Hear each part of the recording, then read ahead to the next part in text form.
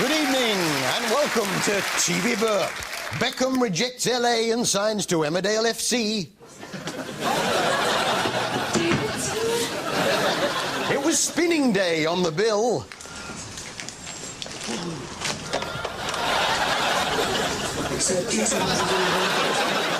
And bib shortage on top drama, Trial and Retribution spoils spaghetti bolognese.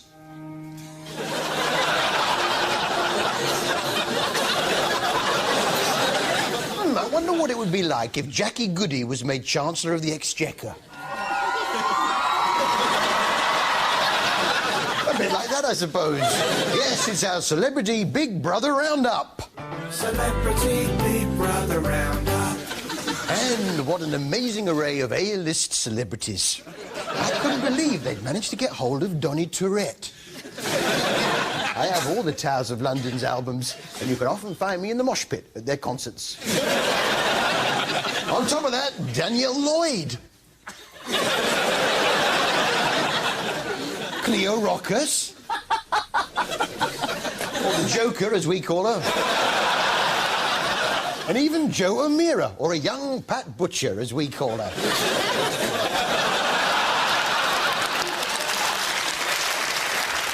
And hasn't Alan Davis let himself go, eh? Now, to be fair, they've got Jermaine Jackson on board, who, we learnt, has given one of his children a very special name. Then I have two boys, well, three who were, like, around the same age. One's name is Your Majesty, who... Your Majesty? Your Majesty, yes. Yeah. He's got a number of kids. There's Your Majesty, obviously. Then there's his older brother, Your Royal Highness. The youngest sister, do you want a cup of tea?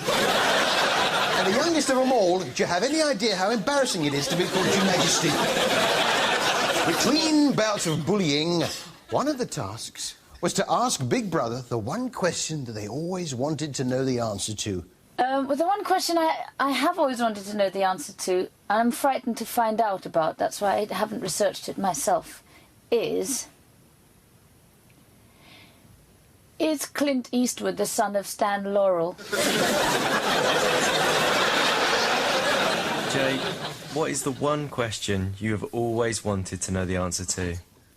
How comes Eskimos haven't turned into ice cubes, like ice people? She's got a point. I never thought about it like that. How comes there's never been a boat of Eskimos that have come over here? I've never heard of that. Yeah, wait a minute. How come that hasn't happened? You know, like they say dolphins talk to each other. Like, Eskimos, when they talk to each other, is it like a... I don't know, like, what do they sound like? Yeah, what are they? Some sort of sea lion or dolphin? If any Eskimos are watching Big Brother, I'd really like it if you just maybe wanted to meet me, just to give me 10 minutes of your time so I could just ask some questions about Eskimos. Wait a minute. I can see a couple now. Did you see Big Brother last night? Yes, it was excellent, but what is this Jane Goody creature? I don't know, but if I ever caught one, I could live off one for a year. So my out-and-out favourite so far has been Jade Goody's mum, Jackie. Sadly, Jackie was first to be evicted. The Joker took it particularly badly. And we all unconditionally and 100% love Jackie. All of us. Absolutely all of us. That's good, because she's coming round to your place for Christmas. It wasn't so much her being thrown out for Cleo, it was more the manner of her departure. Jackie left with no shoes, which is a big concern to Jade, as well as not being able to obviously say goodbye to us. And we just want to know that Jackie will have been provided with shoes and the adequate and proper comfort and care to get.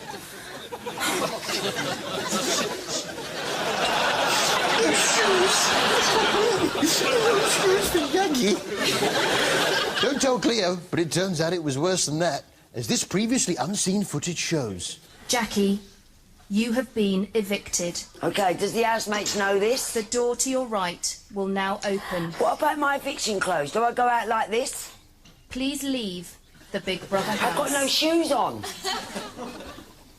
OK. I've got no shoes on or nothing. She was slung out and made to walk across broken glass and hot coals before retrieving her specially adapted wellies. Which brings me to my favourite bit of Big Brother from, I think, all the series so far. I think it says it all. 12:27 p.m. I wonder how far away you have to be from a pond to still be able to feed the ducks. Have you seen what he's doing out here? He's losing it completely. Yeah, probably better if you can still see the pond. Yes, it's our own Emmerdale. And staying with the King family, what do you usually do when you park up? Change down, handbrake, and windscreen wipers. And isn't it weird how some people end up looking like they're cookers, though, eh? Struggling to understand is why you went up to Home Farm in the first place. Hello! Hiya! Here, never get Ray Mears to make you a packed lunch. So this is going to dry now really easily. And when that's dried, it'll go quite hard and brittle. And that could easily be packed into a bag and taken on a journey. Yeah, to the bin.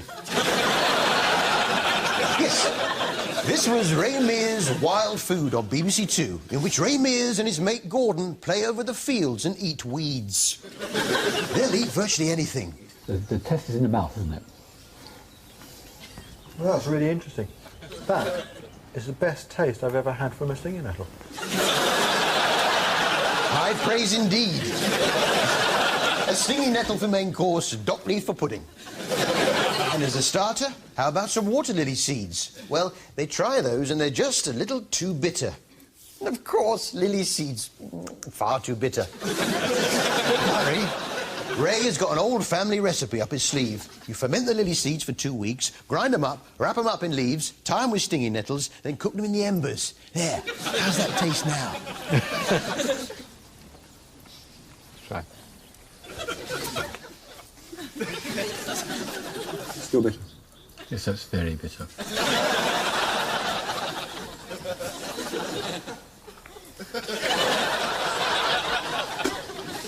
That's disgusting. No wonder Gordon looks a little uncomfortable. And when I Ooh, my stomach! Try crouching on all fours. Maybe that'll help to relieve it. I suppose it was only a matter of time before this happened. With his detailed knowledge... Dirty boy. Go and change those trousers before your mum sees them. Yeah, just stuff them down the bottom of the laundry. She'll never notice them. Put your pants in the bin. Hi, Harry from Soapstar Superstar. Hey, did you notice the Tupperware cereal box on Corrie, the one that makes the sound of a train?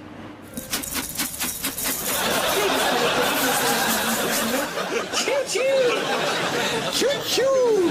You too. Yes, it's our own Coronation Street. And have you ever noticed that Blanche's legs rattle when she stops walking?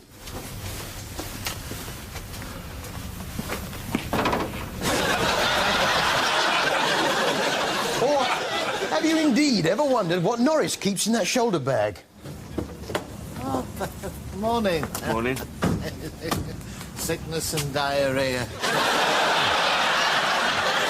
Most people prefer a bucket. Here, what's the most flamboyant way you've tried for dusting some jam pots? When you went out with her. That's right. It's housework is entertainment. Take it away, Dev.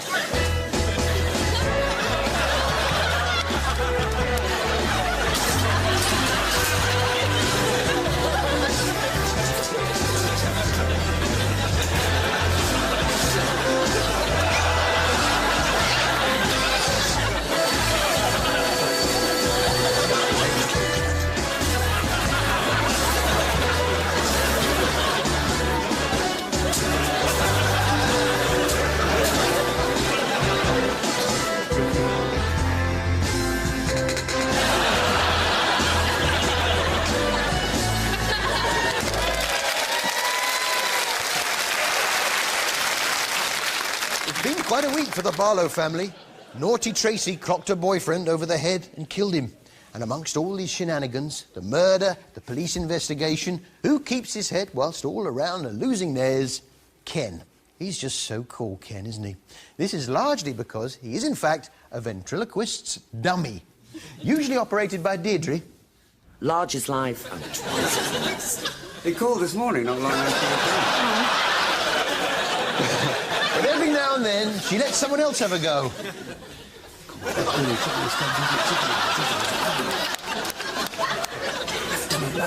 two of the people are most precious to me. It's not your fault. Oh, yeah, well, whose fault is it?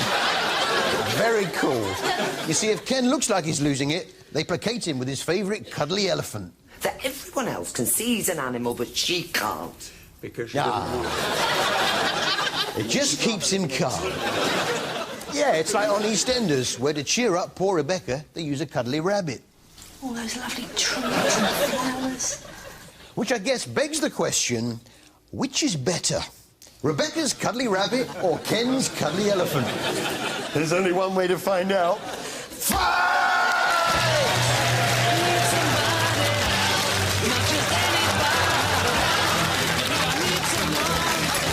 See you after the break. Go on, Mr. Bunny Rabbit. Get in there.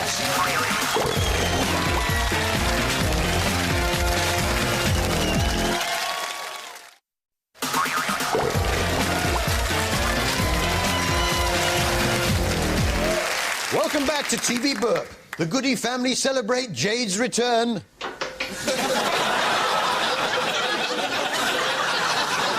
Ramia's wife gets the dinner ready.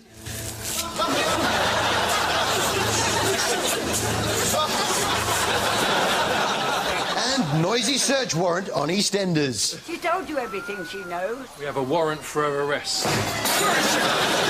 Hey, you know when you've been out for a ride on your quad bike, when you take your crash helmet off, it's nice to just shake your hair free, isn't it, girls? Oh. In your dreams, Phil. It's relocation. And this week, Kirsty and Phil were in Scotland, searching for a house for Tracy and her husband, Dan. And they managed it. Downstairs, it's got a gorgeous sitting room, playroom, utility room and a well-designed kitchen. Then a quick sweep up the elegant staircase reveals a chic bathroom and 3 large bedrooms. I defy anyone not to like this house. I don't like it. Which brings us to our TV highlight of the week.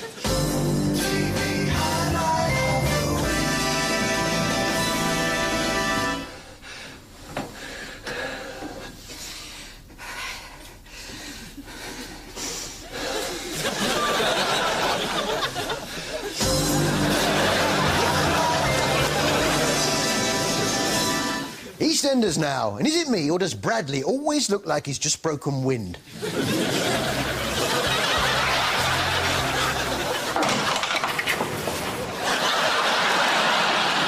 Poor Dino was in hospital after a bout of drink driving. He'd been trying to forget an unsightly image burnt into his consciousness. I went round to her flat, looked through the window, and there she was. Big slop of a feather on top of her. Both laughing, both drunk. My mum. What kind of woman would do that? Pat? No, be real. She's been around a bit as Pat. Think you're clever, don't you? You don't fool me. Who could fool you, Pat? You know every trick in the book. You probably even wrote the book. Yeah, she wrote the book. Yeah, I've got it here. Here it is. The Joy of Pat. Which I thought I would show you, actually. It's just...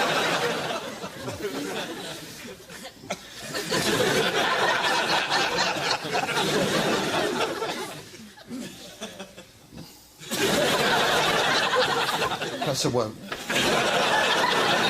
While we've been away, it seems there's been a new star born in the firmament of TV naturalists. One Nick Baker, currently appearing in Nick Baker's Weird Creatures on 5.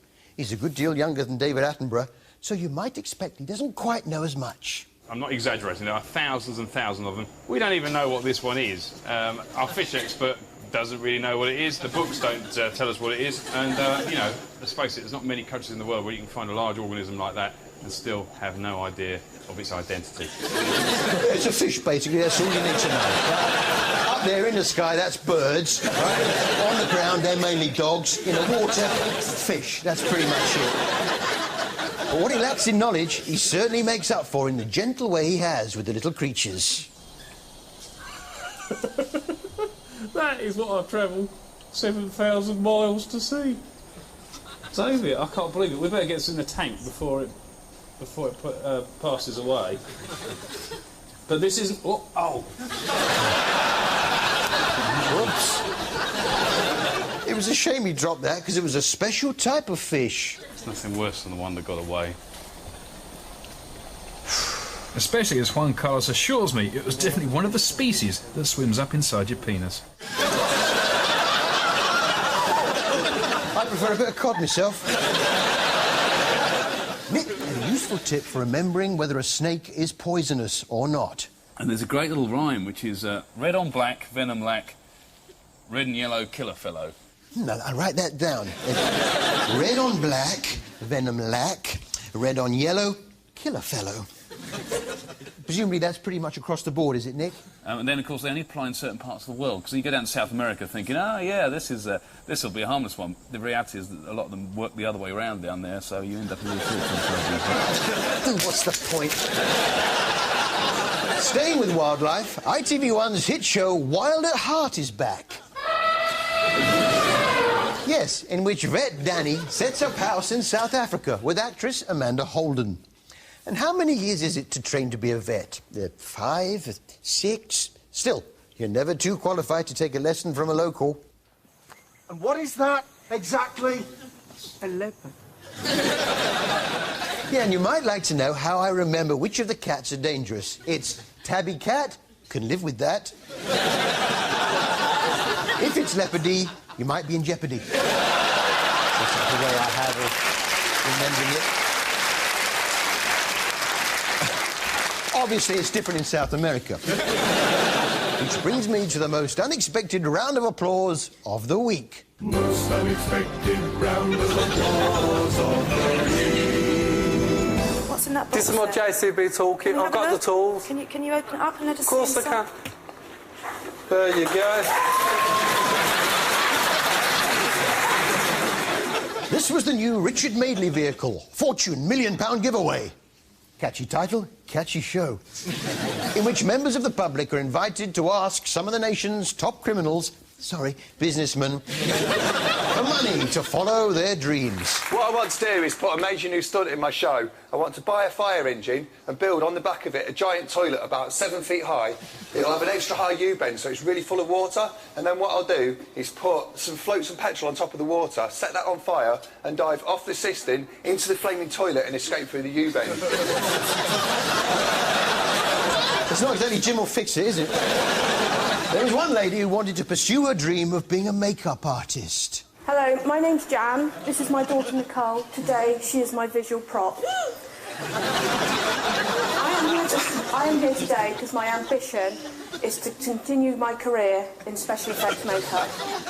So today, I've come to you to ask for £9,750 so I can go to special effects makeup school in London. Whatever for? You don't need any more training. You mean to tell me that's not a real monkey? Look. It's virtually impossible to tell where makeup ends and fake fur begins. By the way, before the show, I received a late Christmas present. Yes, a BHS gift set. Yes, a BHS burgundy scarf, burgundy gloves, and burgundy pants. Oh, where are my burgundy pants? And you actually can see a trail we've left, a very clean footprint. I think it's fantastic. Oh my God, what's that? Is that someone's pants? Hey, they're my burgundy pants! Of course not. This was Colin and Justin on the estate, in which confirmed bachelors, Colin and Justin, set out to renovate the Ardennes, a run-down estate in Glasgow. So their priority is to get the estate clear of litter. Their first job, to motivate the people living there. There's nappies in there. There's needles in there. There's bottles in there. You can no longer live like this, and you've got to help us tidy the place up. No. Why not? Whatever happened to Bo Derek, eh? So Justin and Colin set about turning one of the flats into a show flat.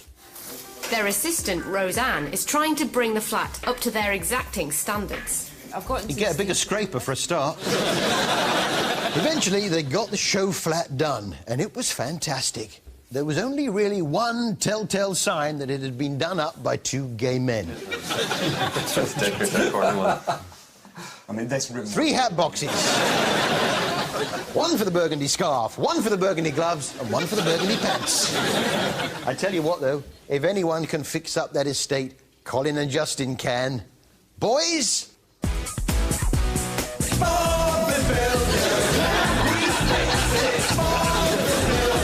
Yes, we can. Rolly too. Lofty and Wendy join the crew. Bob and the gang have so much fun, working together to get the job done.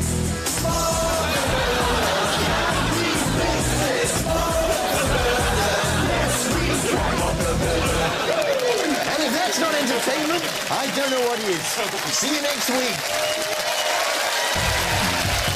Coming up next, it's Dancing on Ice. Yes, despite global warming, we've managed to find an ice rink, and we're back for a brand new series. Yes, a whole host of celebrities will be donning their skates in a bid to win your hearts and your votes. So you better get your skates on, because we kick off in just a few moments.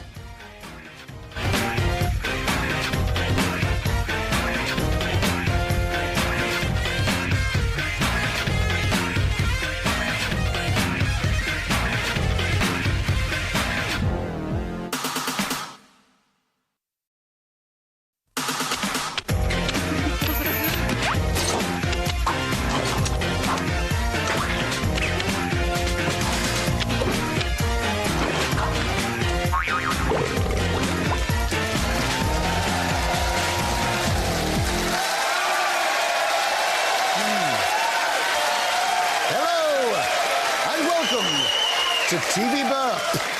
Statue race on Emmerdale. I was aware of a contract. It's Candlestick in the lead with Bronze Horse coming up behind him. Candlestick wins. Pete Doherty takes Kate Moss for a stroll on Street Doctor. Their target, Glasgow. Jade and Jack Goody's secret wedding. We've got the footage. And new loo for Norris on Coronation Street. Not got the manpower, Norris. Busy. Now, you're probably like me. After a bout of ice skating, your mouth is so dry, your lips stick to your teeth.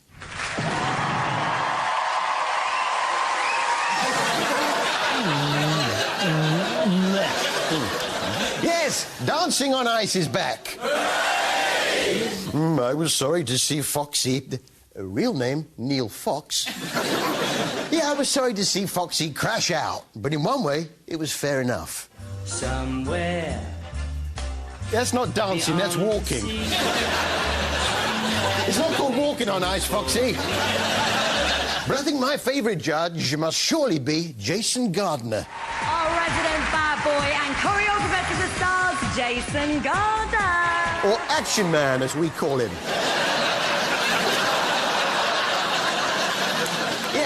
He's so good at judging because he's got those eagle eyes. Yeah, the one problem there, Foxy, was that you were like walking and not dancing. The waltzing Matilda, waltz. Oh, I've fallen over because I've never been ice skating myself and not really qualified to be a judge.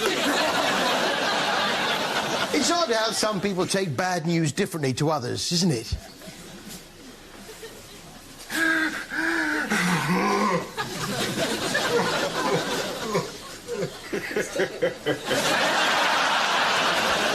This was, of course, Holby, and there seemed to be a bit of a bug going round.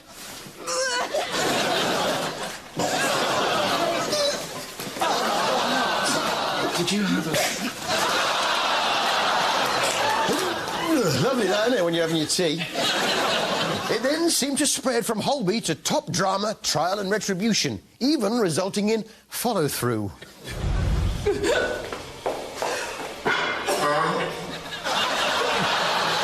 I do beg your pardon. Trial and retribution. And Detective Chief Superintendent Walker is rather old-fashioned. He's heard that computers can be used to help solve crimes, but he's not sure how. I've spoken to the National Crime Faculty. They're checking the Catchem database for any other young girls. Yeah, do you know if they picked up a computer from Madeleine Fuller's I home? don't think she had one. No, the Madeleine Fuller didn't have one. What about Donna? They've run round after her, collecting her, waiting for her. And that one afternoon... Sylvia, did Donna own a computer? Donna didn't own one. Did anyone else? Did the victim own a computer? No. It seems that no one owned a computer. Why don't you ask her father if he can find him? Did you know he walked out on us 4 years back? Did he have a computer? Yeah. Not as popular as they used to be, are they? We did, however, discover the truth behind one mystery that's been bugging me now for over a year. Well, you know what my state of mind is at the moment. You know where I am, you know where I'm at, you know where my mind's at the moment. You know, I can't take it. I can't take over that. The true identity of the banker on Deal or No Deal.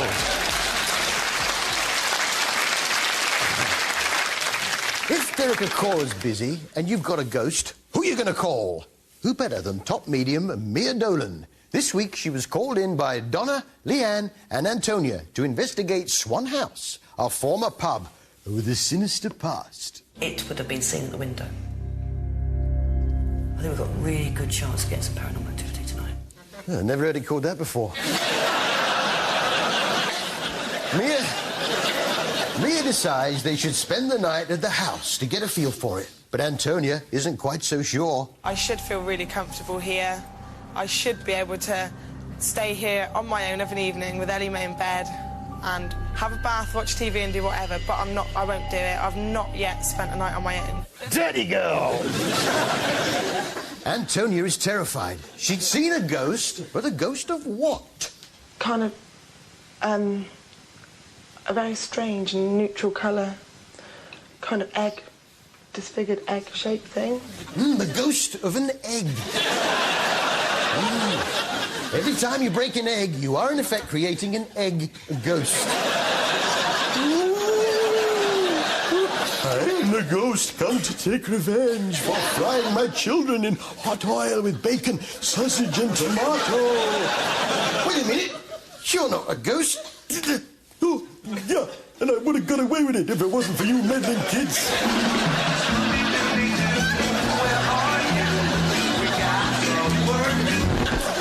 Anyway, Mia is there. It's a living. Mia is there to get rid of the ghost, for which she requires a special incantation. Domini, Domini, quesas tenebi, et ipse redime Israel, ex omnibus, iniquietibus, aegis. A world about us, duck-billed platypus. I hope no one's run with us. Nick Baker was back with his weird creatures, and this week he was searching for... Oh, you tell us, Nick. It's a fluffy, pink, fairy, armour-plated, odd mammal. Who are you calling a fairy? But Nick Baker certainly has a gentle way with the animals. Oh, whoa. What? Maybe there's a reason for his clumsiness. I've become the victim of Argentinian hospitality, so I hate to admit it, but I'm slightly intoxicated. Off his head on booze, great. With no sign of the pink fairy armadillo, he spotted one animal I think we're all familiar with. Oh, there's one here. Right, look at that. Is that not a weird beast? It's Basil Brush. Boom, boom! No, of course it's not Basil Brush. I don't know what that is, but our TV naturalist Nick Baker, he'll know. These are the most charismatic little fluffy things I've ever seen. It's a fluffy thing. Yeah, that's right. They're fluffy things. Up there, they're feathery things. In the water, they're scaly things. That's all you need to know, all right? So with no luck tracking one down, Nick decides to put out some traps. 20 of them. He leaves them overnight and goes through them one by one. We join him at trap 20. Nice one. There we are, look. Just a bucket of sand. Get that down your builder's merchant. And with that, last pitfall trap, and pretty much all the devices goes are, I guess, our last hope on this trip of actually seeing a pink fairy armadillo. Great, no sign. I spent an hour watching that. If you said at the start you weren't going to find one, I might not have bothered. Have another look. I think we're pretty much done. That'll teach you to waste my time.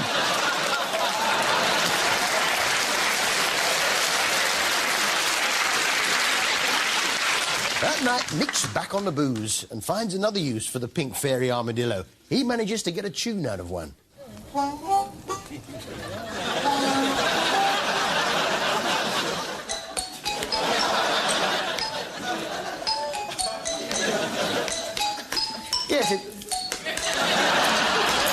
Yes, it's EastEnders. And Dot was trying to tempt Joe with one of her old East End recipes. Oh, please, please don't. Pauline's brain drowned in its own blood. Does that come with chips? Is it me, or is Phil Mitchell deflating? Dad, you're missing the beginning.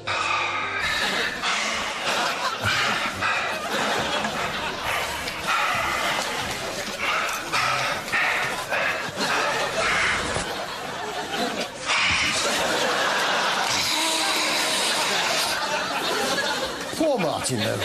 Sonia's done a bunk with little Rebecca, so I've done something to cheer him up. Yes, a little drawing of how things might yet be. I hope he likes it.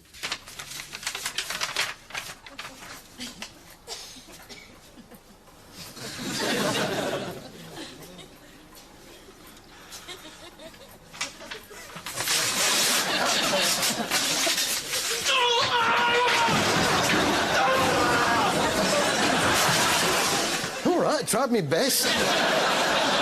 It's tricky with coloured pencils. And I've lost my sharpener. That poor front room of Martin's, though, eh? First it was gutted by fire, then at Christmas it was trashed by Joe. What are you going to do, Pauline? What? What are you going to I just hope no one's got in for the kitchen.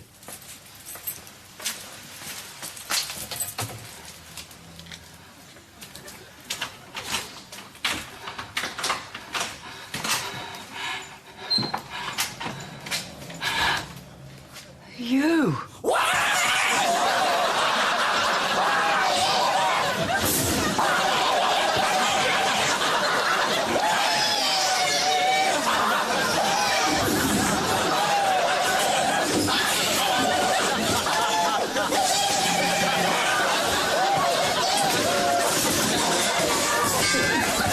Leave it!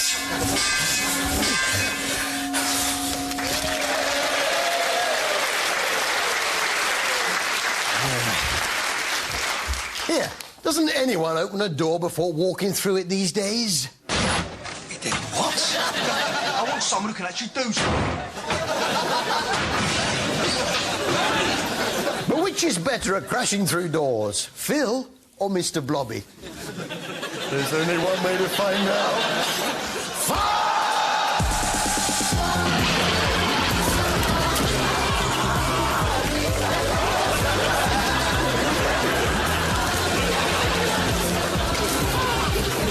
See you after the break.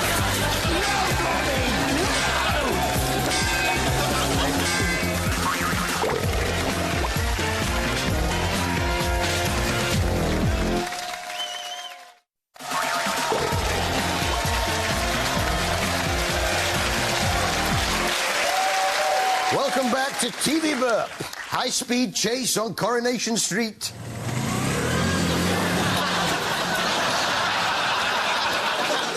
Nick Baker insists the booze is not affecting his work. Foxy's mum celebrates his return from dancing on ice.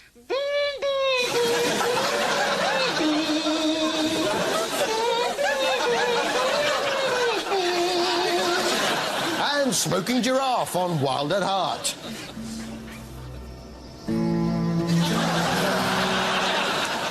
Colin and Justin on the estate now, in which interior designers Colin and Justin take on the task of breathing new life into the Ardennes, a run-down estate in Glasgow. It's a tough job and creates friction, even between Colin and Justin. I know what you want, and it's exactly the same as I want as well. OK, so what did you just ask me there? What I want? No, listen. Let me tell you. No, listen. The question I did ask you is how do we do it? Can I answer that question? Yes, then? if you can answer that question, if you answer the question, how do we do this in the time frame, then I'm quite willing to listen. Have you delivered the full question? Can I tell you, without you butting in? Go on then. I don't know what we can do. Let's settle that then. Things get so heated, their assistant Roseanne even starts arguing with the ornaments. In this case, a trophy. Do you know what I'm trying to do? Is I'm trying to get a job of work done with no information at all. Absolutely no input. Every time I come in here for a wee bit of input, I go out and run. I'm sorry you feel that. Which brings us to our TV highlight of the week. TV highlight of the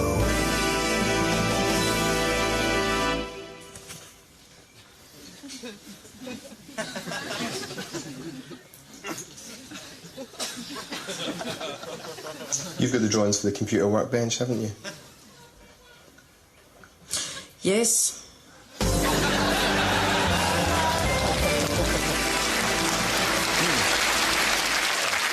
BBC Three's Fat Men Can't Hunt Now, which followed a bunch of slightly overweight people as they learned to survive in the African bush. One of them was already a seasoned hunter. I've always wanted to sort of catch and eat my own food. I tried to kill a duck with a catapult, but I didn't kill it. Yeah, well, the problem with that is the duck tends to catch the pellet in its beak and throw it back. Shh! I can see one. Does it?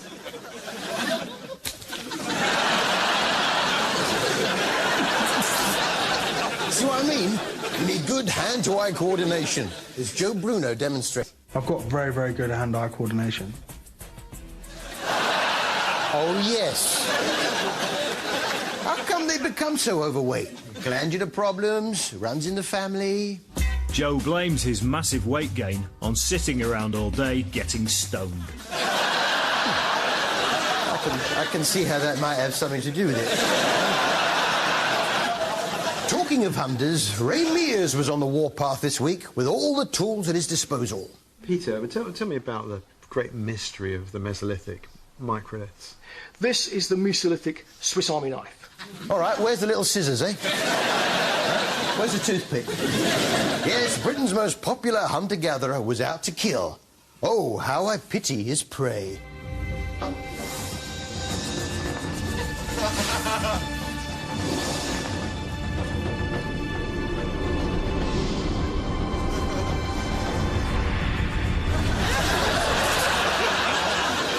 Yes, he successfully killed the Sunday roast.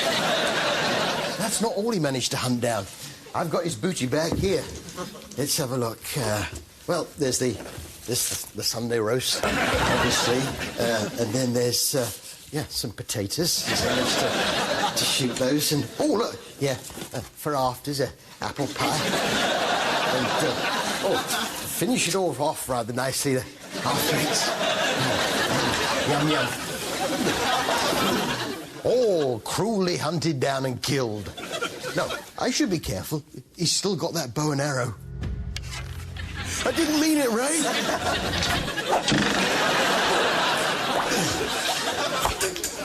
That's enough.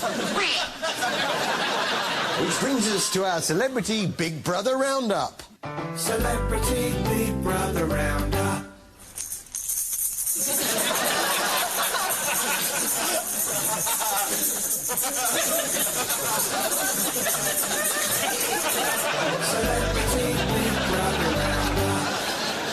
Hi, Harry. Did you notice Eric Pollard on Emmerdale turning into a Dalek this week? I'm stretching my philanthropy to breaking point by ignoring the fact that the contract regarding the antiques barn categorically forbids living on the premises. Where is the wool pack? Take me to the wool pack. Thanks, Duncan. Yes, it's our own most cherished Emmerdale. Yes, and I don't know about you. Some days, I think I won't bother watching it. What's in it for me, I think? I've got so many other important things to do. And then I just catch the opening scenes and straight away you're drawn in, aren't you?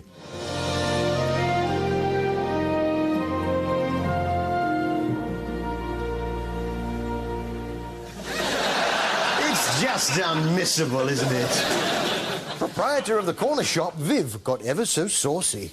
I've got a husband who I love, and I've got these two little cherubs.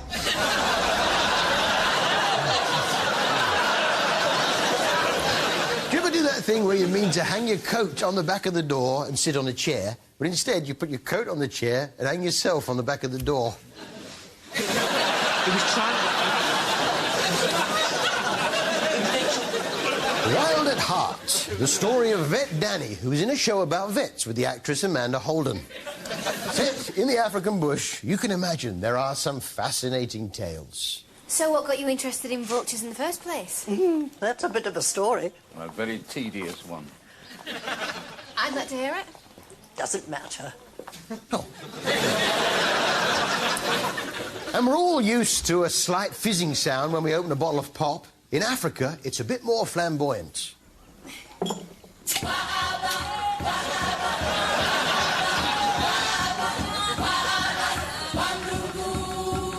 Catch you later. OK. That's made me a bit thirsty. Let's have a look. Oh, we've only got this Australian Coca-Cola. Let's just...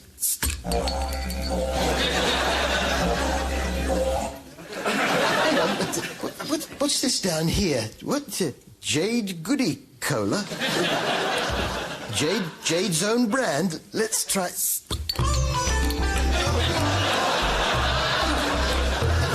She was sorry after all.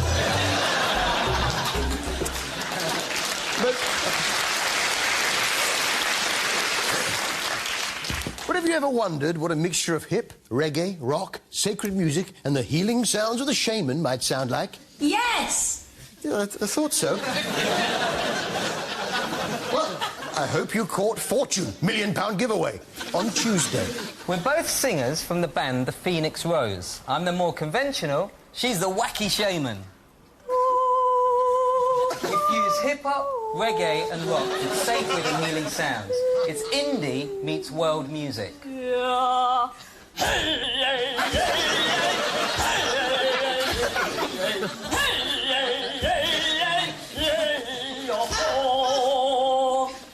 It's very catchy.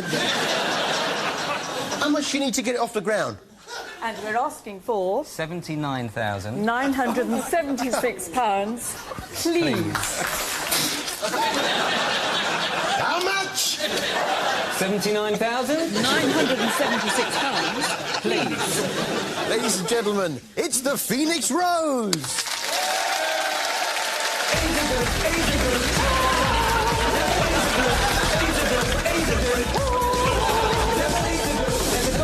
He's got a bit of sweet face and he goes by the name of Ebenezer Good. His friends call him Easer Man, he is the main geezer and he'll vibe about the place like no other man could.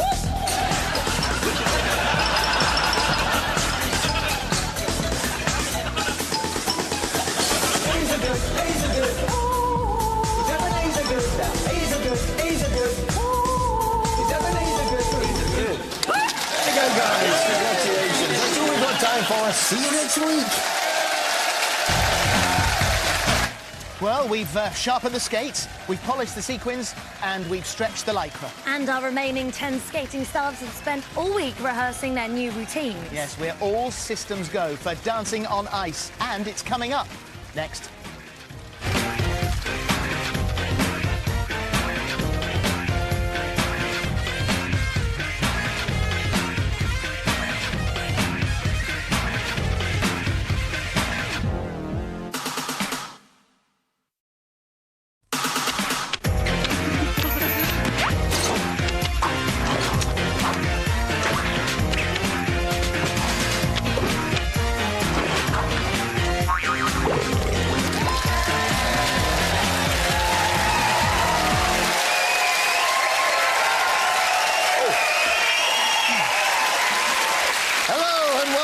To TV Burp. Cliff Richard buys new tour bus.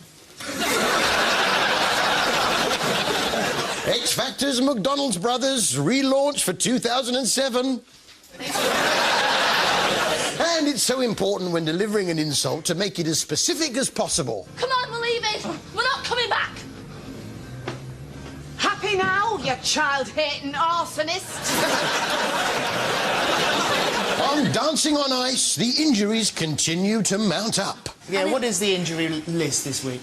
Oh, we've still got ribs, we've got back, we've got head. Got my eyes, got my nose, got my mouth, got my smile. Ah, poor Kay Burley, though. She got a black eye from a fancy stunt. I think maybe she was being a little too ambitious. She's a little shaken. And you've got to get up and you've got to skate on, haven't you? Yeah, no, we both actually said after that, we looked at each other and we both said, we've got to get back on that horse. A horse? On ice skates? You have to hang a regular skating before you try skating on a horse. Okay? Duncan from Blues doing well, particularly when you consider that he's only got one hand.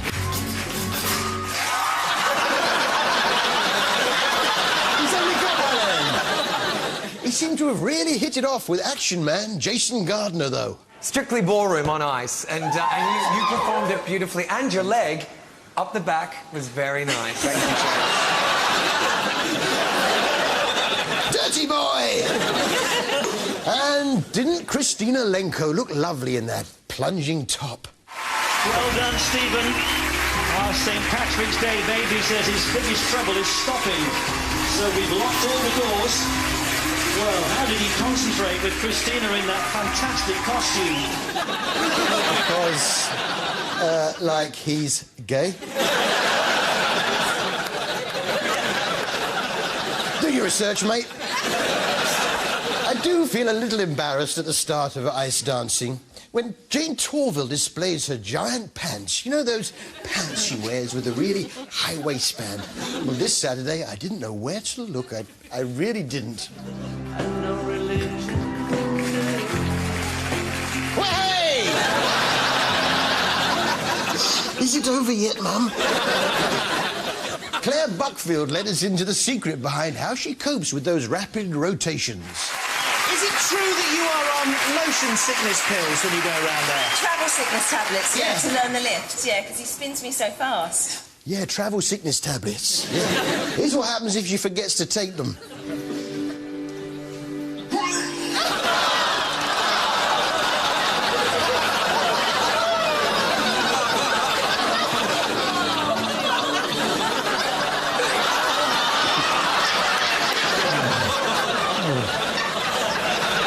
Time for the results of our poetry competition now. And this week's winner goes to Trial and Retribution. What do you do with the tin? Put it in the bin. Nick Baker's back with his weird creatures. And what are you after this week, Nick? The giant, saggy-skinned frog of Lake Titicaca. The giant, saggy-skinned frog, for which he travels to Lake Titicaca, where the air is a bit thin. I'm something like 2 miles up here in the Bolivian Andes. Now, at this height, the air is so thin that just walking around the camera is exhausting. Well, don't walk around the camera, then. Could have done that bit lying down. But he wouldn't be Nick Baker if he didn't have any difficulty tracking the giant, saggy-skinned frog down. Hey, Nick, what's that in the water? There's not an awful lot of life in evidence. And I just found a dead fish. A dead fish. What about over there, look? Then, frogs at last. Great. It's a frog.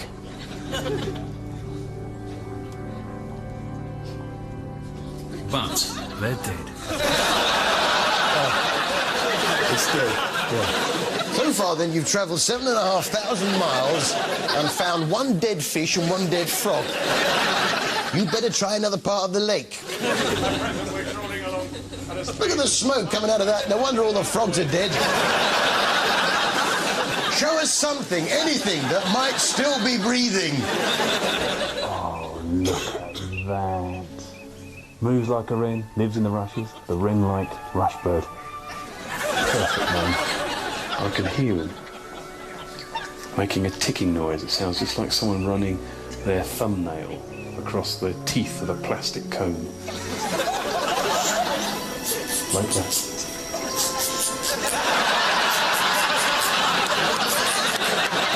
Only it's just me running my thumbnail over a plastic comb. Sorry to disappoint.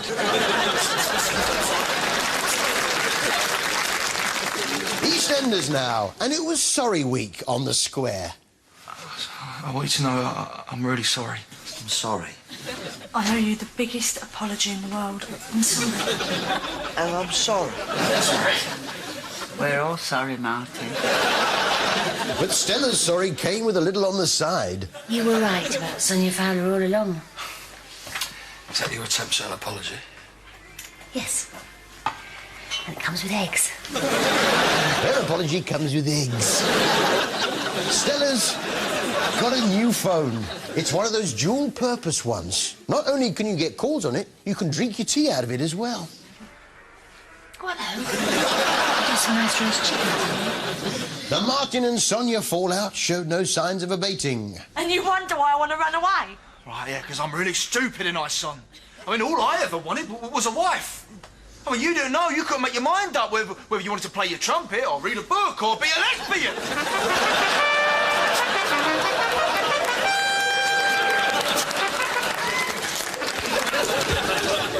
It can't be good for little Rebecca, can it? So Doc bought her a dolly to cheer her up. What are you two giggling about? Mummy made Chantel wee. Oh. You are funny. The Chantel doll, yes. They brought out a whole range of celebrity Big Brother dolls. And my favourite is the walking, talking Jade Goody doll. Yeah, off you go, love.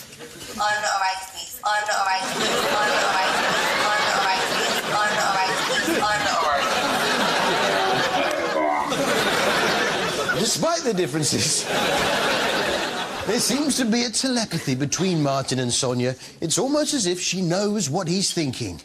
Rebecca, I'm so sorry.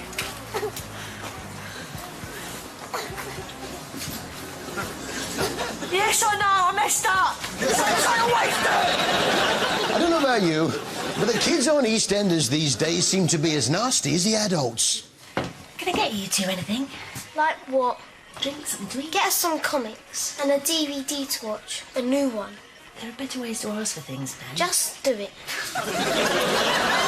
It's almost as if they're working on a spin-off show, Junior EastEnders.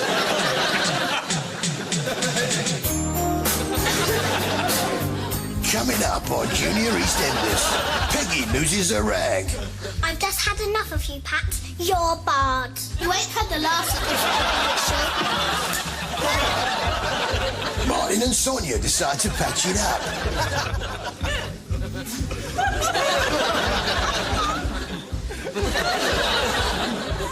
Yes, I know I messed up, the same as I always do. Phil Mitchell and Stella fall out. Hang on a minute, Phil, I'll be just a tick. On Junior EastEnders. But in a busy inner-city area like Walford, the local paper is fairly important, isn't it? For people to keep in touch with what's going on. He's reading it. She's reading it. No more police, no He's more reading interviews. it. But compare that with a rural community like our Emmerdale. He's reading it. He's reading it. She's reading it. He's reading it. He's reading it. He's reading it. He's reading it. She's reading it.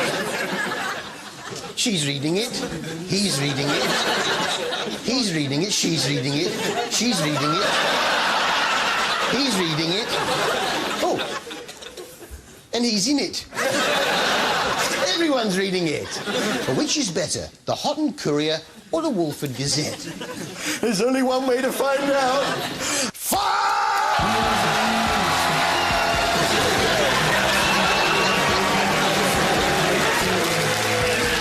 See you after the break. Go on, Houghton Courier!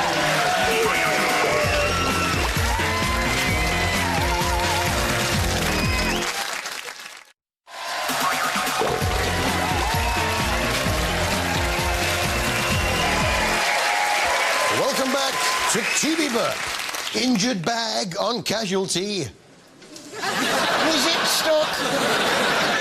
Emmerdale's Jack Sugden upset that Posh has gone to LA. Victoria!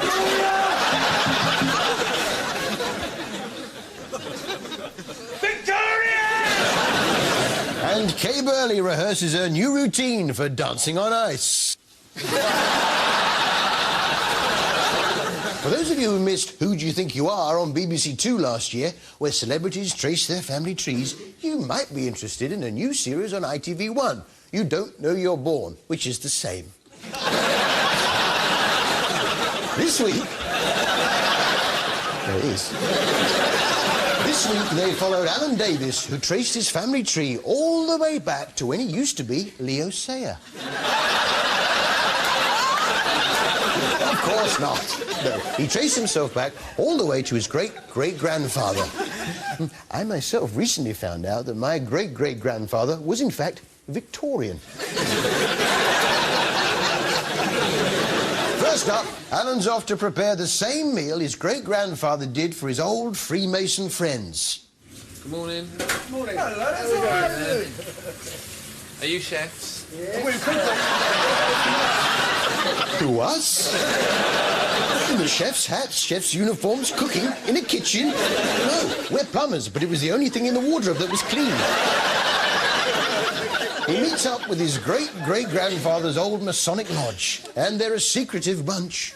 It's true to say that we're a secret society. We have secrets, but some of them are restricted to only inside the lodge itself. But there are lots of things that we can tell the ordinary public. But even your own families don't know, do they? Oh yes, indeed. Oh, they do. Oh yes. Oh yes. Not the secrets, no. You know the secret? I can't tell you it's a secret. It's a secret that you know the secret, yes. I wouldn't be surprised if it turned out that the big secret about the Freemasons is there aren't any secrets. Don't tell anyone. It's a secret. Alan successfully arranges the meal, but first they have to say grace. Brethren, sing grace. All these and all my mercies. Yeah, sing one we know. Which brings me to our TV highlight of the week. TV highlight of the week. Morning.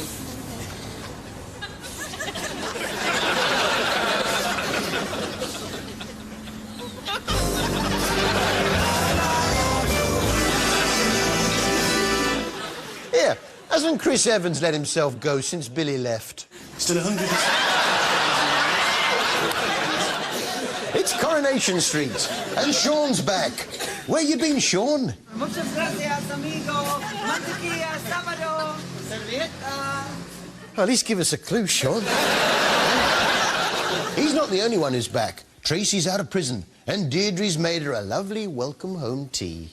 Tracy, sit down, eat your dinner. A fillet of fish. A welcome home. Weren't even any chips on it, were there? All that little sachet of tartar sauce. Unless she's already put it on the filet and disposed of the empty sachet. Elsewhere, Jason has a new addition. But sadly, there'll be no baby for Hayley and Roy due to...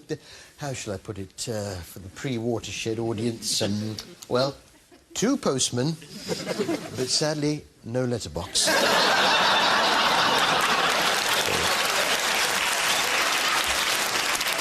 It's a shame.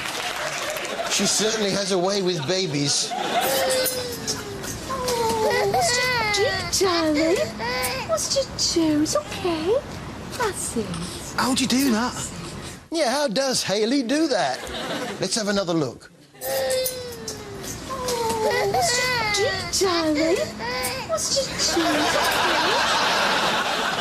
Ah, bless. Ray Mears and his sidekick Gordon signed off their series with a trip to the woodlands. And straight away, Ray was off eating weeds and anything he could get his hands on. What you have to look for is this dark reddy brown colour like that one, when they turn really soft and squidgy.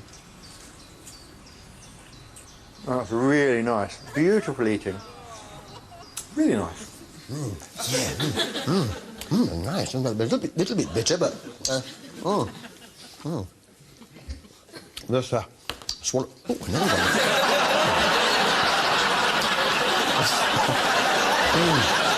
Just swallow that down. Lovely. Quite delicious, but it's very important to spit out the seeds because they contain cyanide.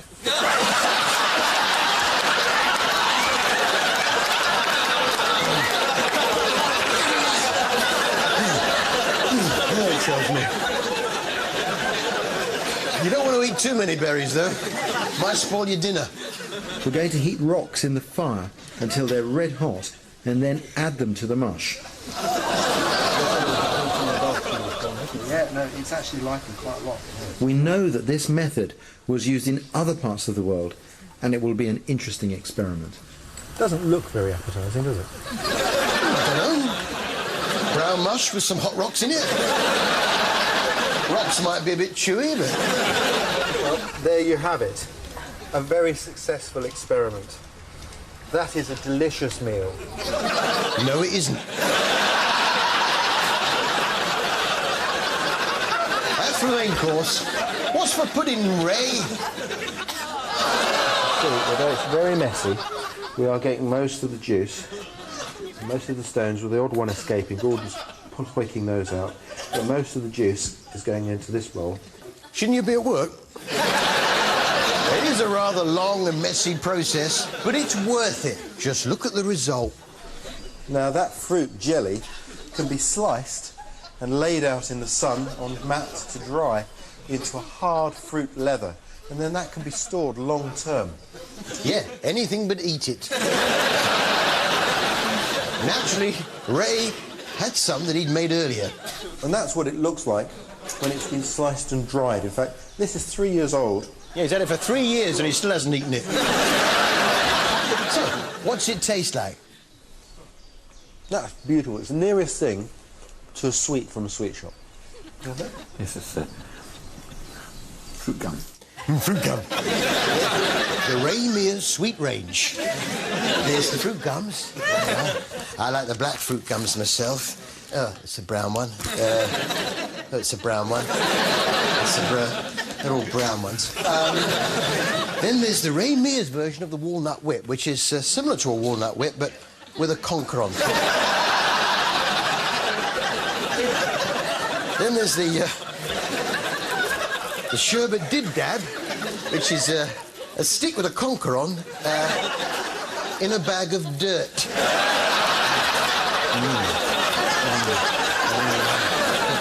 I know what you're thinking. You're thinking you're missing the point. The idea is that this is the sort of food they used to eat in Mesolithic times. It's still as good as it was 3 years ago. Yeah. We've got no evidence that this was done in the past. It's basically just two men playing camps, isn't it? I'm going to miss Ray, though. Although I did think at the farewell barbecue, Ray was a little bit rude about his faithful companion, Gordon. I've invited some friends who've also helped us over the years in some of the projects to come and sample some of the delights of this boar. That's a bit harsh. Hi, Harry. Hi, Harry. Have you ever had that thing where the top half of your body knows that it's sitting in a pub? But the bottom half thinks it's sitting at a potter's wheel. You're a patient man.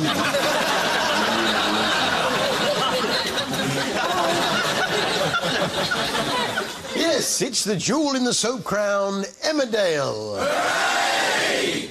And there was something of a first for Emmerdale this week. We got our first sighting of Zach Dingle's hair. It's Captain Haddock off Tintin. The witch hunt of Billy Hotwood continued apace. He killed Viv's ex-husband Vic, so everyone's out to get him. It reminded me of the story of the ugly duckling. Get out of town. Get out! Get out! Get out of here. So he went with the quack and the waddle and the... Well, you get the idea with that. Shadrach was feeling frisky. Nice top. Love it. Look even better on my bedroom floor. Yeah, get lost. Yeah, nice chat up line, that one. Yeah. He's got a book of them, look. Yes. The Shadrach Book of Chat-Up Lives. Let's have a look. So, to a girl with a nice top, that's a nice top, but it would look better on the floor in my bedroom. Well, we've had that one. If I said you had a beautiful body, I would technically be breaking the conditions of my parole.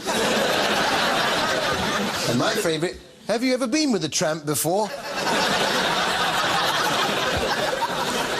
Shadrach, if you're watching, you should take a tip out of Dev off Corrie's book. What can I get for you?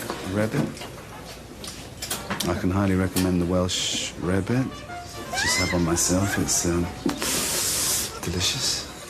Yeah, the Welsh rarebit's nice. How'd you fancy coming back to my place with some cheese on toast?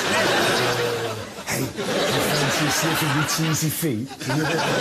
Ladies and gentlemen, it's Shadrach!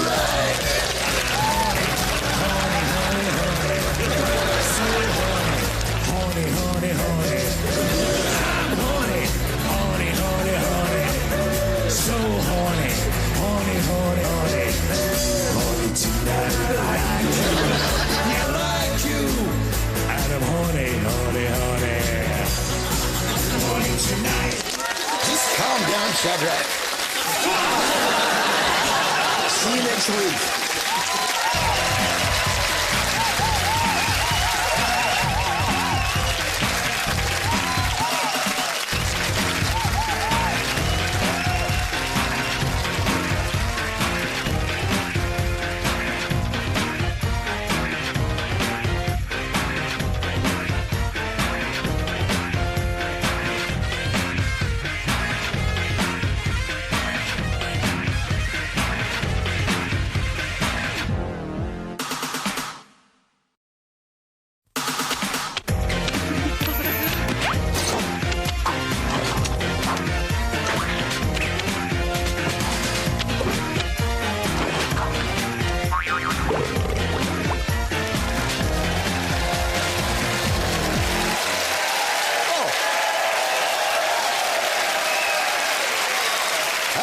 Welcome to TV Burp.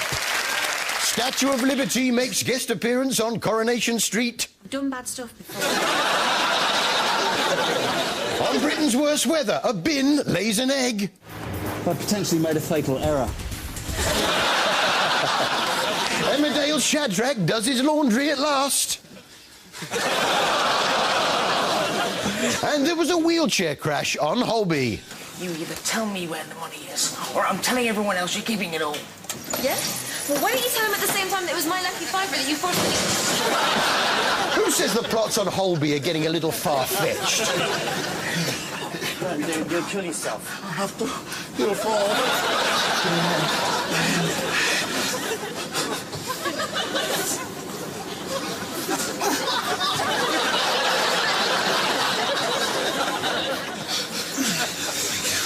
That's the sort of thing that happens every day in a busy district general. And if you were thinking, wait a minute, that's Adam Acaro off the bill. You were right. It was Adam Acaro off the bill. 2 points to you.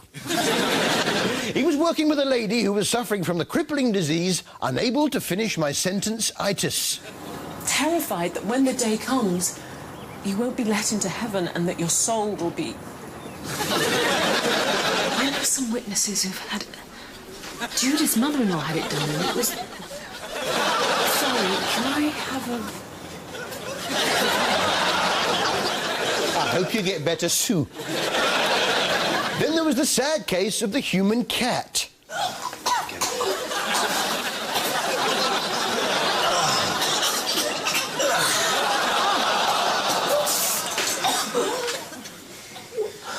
That is a hairball.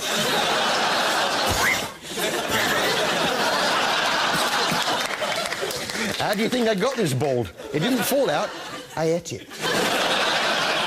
Meanwhile, down in Casualty, Nathan's eyes nearly popped out of his head. I know everything.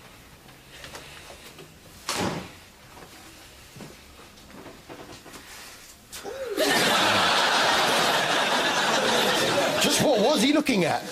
Well, it was something about Selena's legs. I know everything.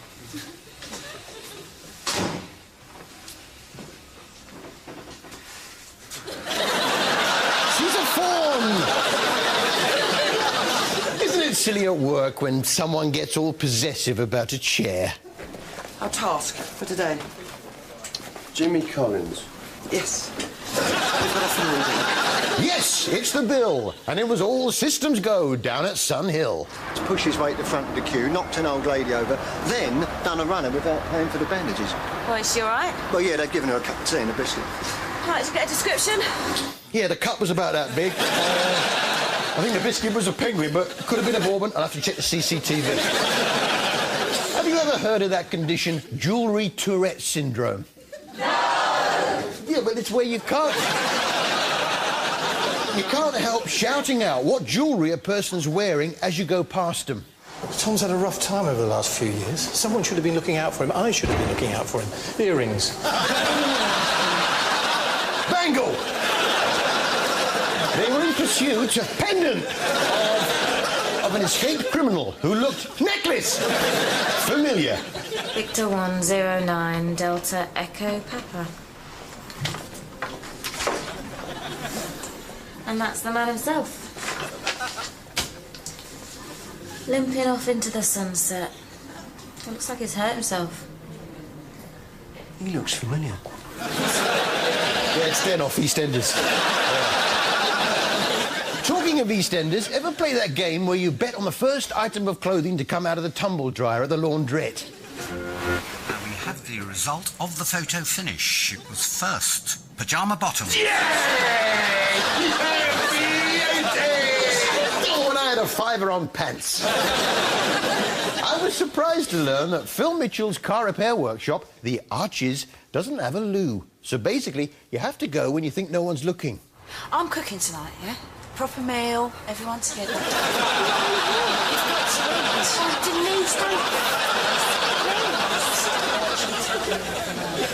I know you're trying to help, but I've gone long enough without mother, and don't need one now. Okay, no, I am. Elsewhere on the square, it seemed Shirley had a little tummy trouble. That's your bathroom blasted. Shirley, really? There was a new character on the square this week, Mr. Beer Bottle. He was stood up at the bar and waited to be dismissed by Peggy before going on his way. Well, I'm glad that's over. Go on, you can get off now. Oh, and here he is, look. Hello, Mr. Beer Bottle. How are you settling in on the square? Oh, everyone's very friendly. See you at the bar. OK, see you at the bar. Off you go.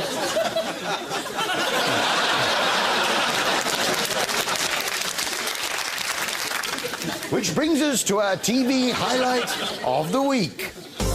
TV highlight of the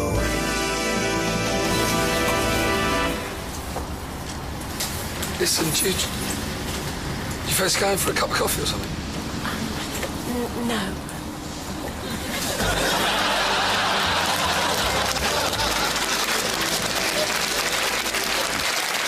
If you were a crocodile in a Punch and Judy show, I suppose it's inevitable that some of Mr. Punch's little noises might start to rub off on you.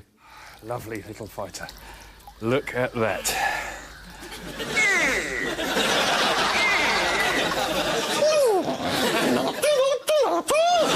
This was Nick Baker's Weird Creatures. And this week, he was hunting down a gharial, a type of crocodile. You may not have heard of the gharial. What you probably have heard of are the various gharial-related phrases and sayings. Now, the whole point of having the gharial in the hand is, well, pretty much along the lines of a gharial in the hand is worth several in the river. The well-known saying, a gharial in the hand is worth several in the river. And the other one, You can lead a gharial to water, but you can't make it feed. Yes. He's got a book out, Nick Baker's Book of Common Phrases. There we are. Let's have a look at some of these. Well, you can lead a gharial to water, but you can't make it swim. Obviously, that's one. There's gharials who live in glass houses shouldn't throw gharials. And my favourite, get on with it. Now, obviously, you don't want to get too close to a fully grown crocodile, so Nick chooses to handle the baby gharials, which frightens them a little bit and makes them call out for their mummies. Ah.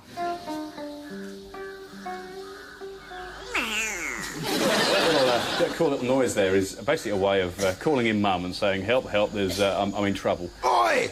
Put my baby down! Naughty Mr. Punch! See how you like it! If you think Nick Baker's pretty far out, wait till you see Dr. Lawrence Blair on Sky One. It's like trying to find a needle in a haystack when you're out there. He's like Keith Richards on Pirates of the Caribbean. Hey, what's with the eye patch, Lawrence? Is it to make you look more mysterious? We are 99.4% genetic clones with these guys. Oh, no, I see. It's to cover the hollow eye socket. Sorry, I asked. He's quite a character, is Lawrence. Rather odd taste in women, though. The dugong is svelte, with a beautiful womanly face and smile. Lovely face. What else you got for us, Larry? A transparent carnivorous hoover with a toothy smirk and legs. Transparent carnivorous hoover with legs? That's Janet Street Porter, isn't it? Who is back on our screens with Gail Porter in So You Think You Can Nurse. You don't have to be called Porter to be in it, but it helps. This turns out to be absolutely gripping. Scott's been monitoring the progress of Gail's blister, and he's starting to get concerned. Will it go septic? Will it heal up? Will someone have to burst it? Oh, it's very exciting. They're clever, you see. They know that by trailing something like that, you're going to have to tune in because, naturally, you want to know what happens to Gail Porter's blister. It's human nature. The other way they keep you watching is to do a cliffhanger into the ad break, like this one on Farm of Fussy Eaters. Coming up, our fussy eaters face their first food minefield, the welcome buffet. Will someone who can't swallow anything but chips be beaten by a sausage? I can't wait. Will he eat a sausage or not? I don't know what I want to find out about most, the sausage or the blister. The Farm of Fussy Eaters is a farm where fussy eaters are brought together to conquer their faddish food tastes, and not, as I first thought, a place where fussy eaters are farmed and slaughtered for their flesh. No, it's difficult because a lot of the fussies are overweight. Did you know that in some counties they've introduced a kind of fat apartheid, where the overweight have to walk on a different side of the road to average weight people? I'm worried about getting diabetes. It's not on. I know what you're thinking. You're thinking, never mind that. Does he eat the sausage or not? It's very exciting. Breathe deeply and just relax, OK? Mm-hmm. You swallowed it? Yeah. Hey, well done! Hooray! He eats a bit of sausage. Give him a peanut. But, you know, there's always someone less well off than you. While Spud basks in his victory over the sausage, Katie is continuing to feel the aftershock of tasting a raspberry for the first time. Makes my irrational fear of hummus seem ridiculous. Psychologist Jeffrey Beattie conducted an experiment. He got them to draw pictures of themselves to get an insight into the real them. It's time to find out just exactly what Ruth is made of. What is this? Chocolate bar. Chocolate bar wrappers? No, that's supposed to be chocolate. Oh, right, that's a chocolate bar. That's supposed to be the wrapper. So, in this picture, you are the chocolate woman? Yeah, she's drawn herself as a chocolate bar. This is interesting. Tell me about this. Not a lot of detail here, interestingly. That's me. Not a lot of detail.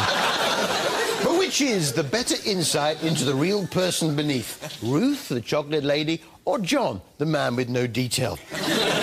There's only one way to find out.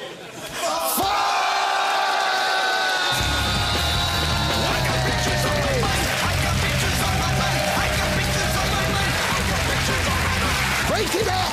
Break it up! See you after the break.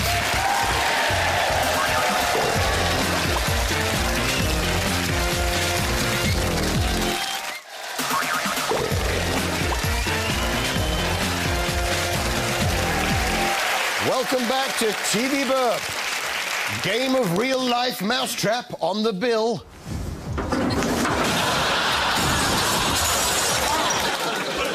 Jack Sugden had rather an odd choice of packed lunch. Right. Pneumonia and clostridial diseases. On Dancing on Ice, Stephen Gately has a fight with a girl.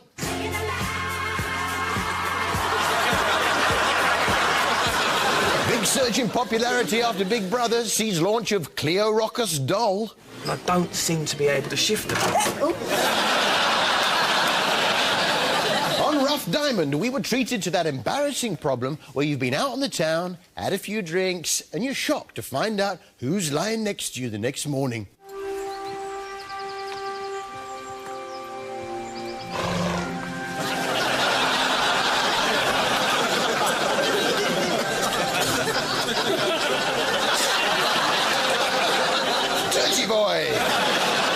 Which brings us to our most elaborate dog wee of the week. Most elaborate dog wee of the week. Something that I enjoy doing.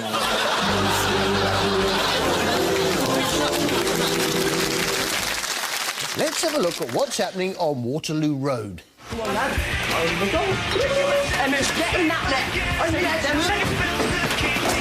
Watch it!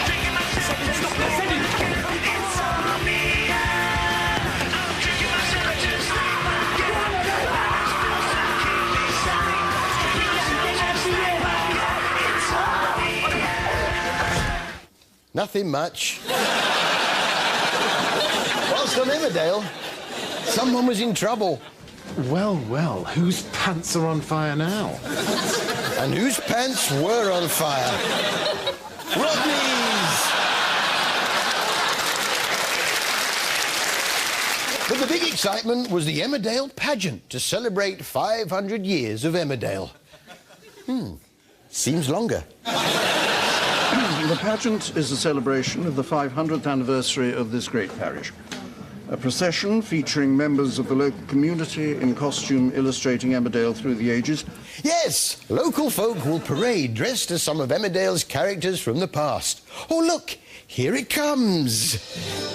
Oh, look, it's Viv, heavily pregnant with the twins, and, oh, behind her, it's Captain Haddock, or Zack, as we call him. Oh, and who's this? Oh, it's Tom King, and, Vic Windsor, and Dawn Woods, and Max King, and Sarah Sugden. Oh, and what's this? Oh, what's this coming?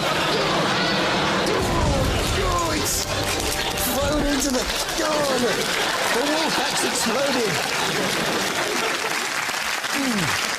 Oh, the Emmerdale pageant. Great fun. Coronation Street now, and Norris was in a flutter this week. Excuse me, would you mind lifting yourself off the confectionery? You're crushing me Turkish delight with your... breasts. Ever wondered what it must be like for Blanche, looking through those glasses of hers? I'm sorry.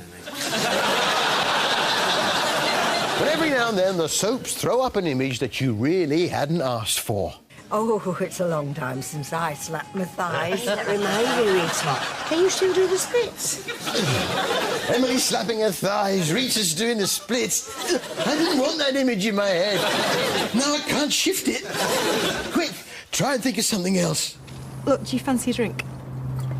I suppose I could say goodnight to Amy, yeah. Oh, good. It's just I hate drinking on my own, and Grant has got a Ram Widdicombe head on. Grant's got a Ram Widdicombe head on. That's right, Blanche has got interchangeable heads. Like a doll. I don't understand your attitude. Yeah, so you've said loads of times. Mother, can't you just leave it? Somebody can, somebody... There, eagle eyes and everything.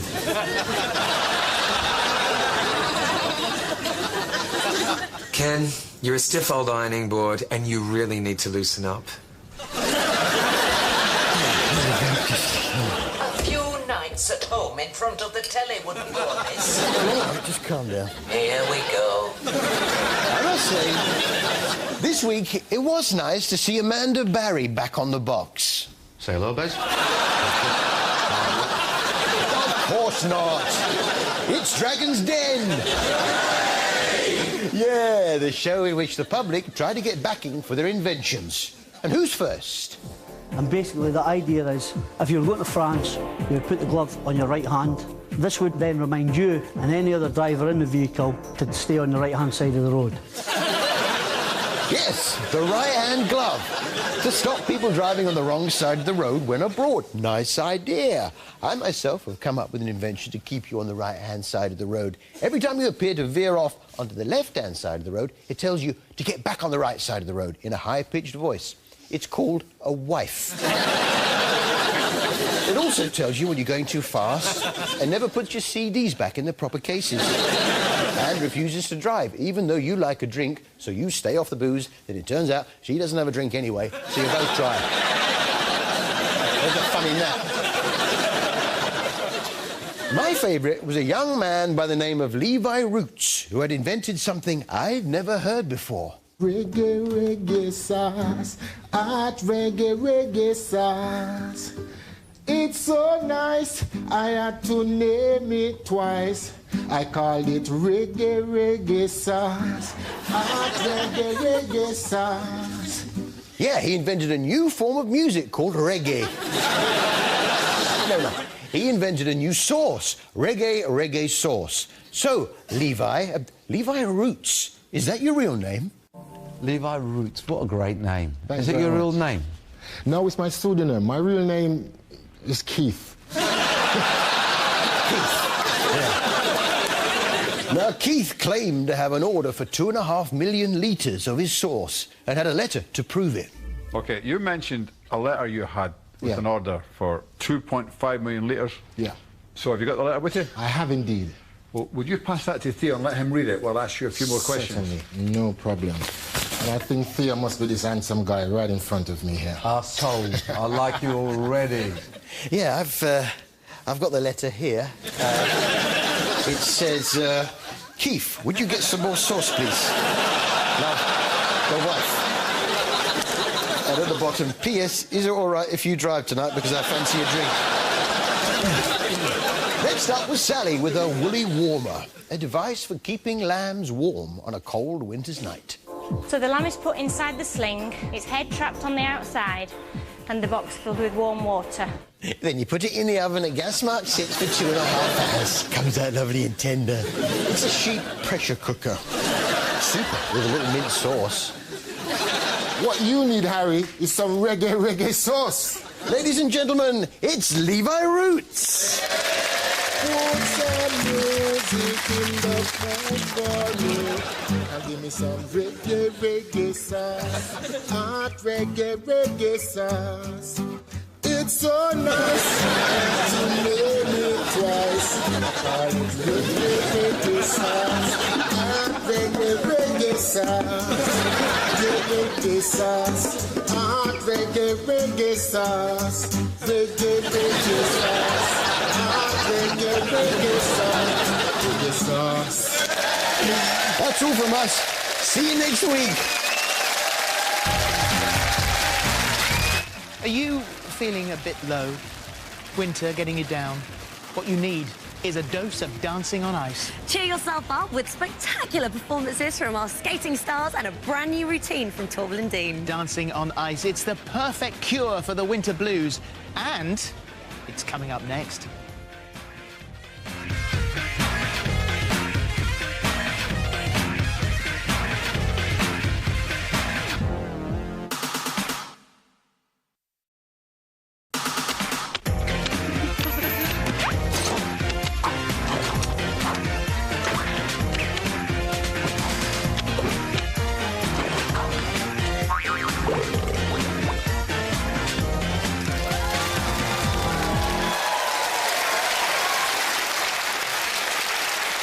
Welcome to TV Burp.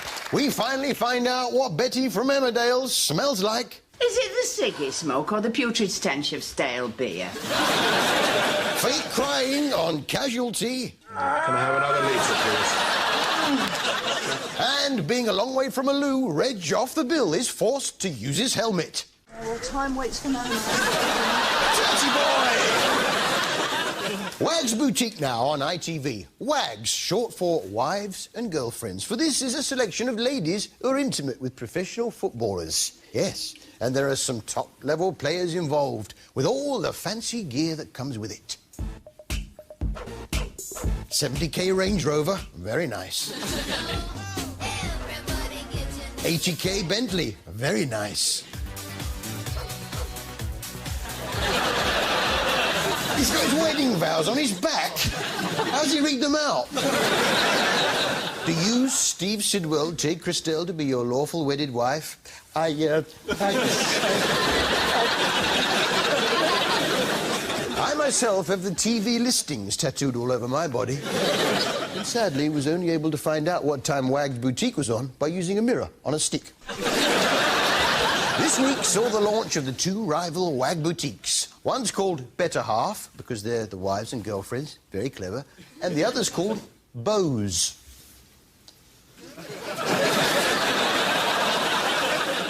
The first week, they got a whole load of bow-legged people turning up, thinking it was a specialist shop. Yes, Camilla Parker Bowles was most disappointed. And a whole coachload of people from the Ricketts Society of Great Britain. Yeah, and it took them ages to get off the coach, obviously, with those legs. But I digress. It was the week of the launch, and the search was on to get some top A-list celebs to attend the shop openings. I should do the celebrity list, you know. Try and get as many celebrities as we can. Try A-list celebrities. Yeah, try A-list celebs, yeah. Well, the Wags are pretty well connected. Perhaps they can pull a few favours. Perfect ideal, Jules Oliver. Do you know her? I know her, but she wouldn't do it. Anyone else? Then I tried Trini and Susanna. She's out of the country. Oh, is she? The well-known celebrity, Trini-Ann Susanna. She's out of the country, apparently. And don't bother trying the sugar babes, because she is washing her hair. So which of the A-listers do turn up, then? For Bows? We've got Lalani, we've got... who else? That's about it, really. Leilani? That's a type of conifer, isn't it? What about the Better Half? Well, they had one top celebrity from Little Britain. I'm quite surprised, really. Marjorie Dawes off Fat Fighters. But hasn't Billy Idol let himself go, though, eh? Yeah, and he wasn't the only star from the world of rock and pop to pitch up on Coronation Street. They all looked a little worse for wear after the Brits. Paul McCartney liked it so much, he stayed the night. Peppers?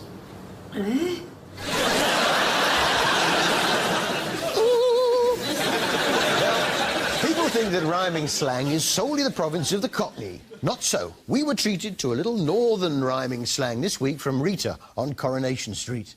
Just let me get these down, me Norris.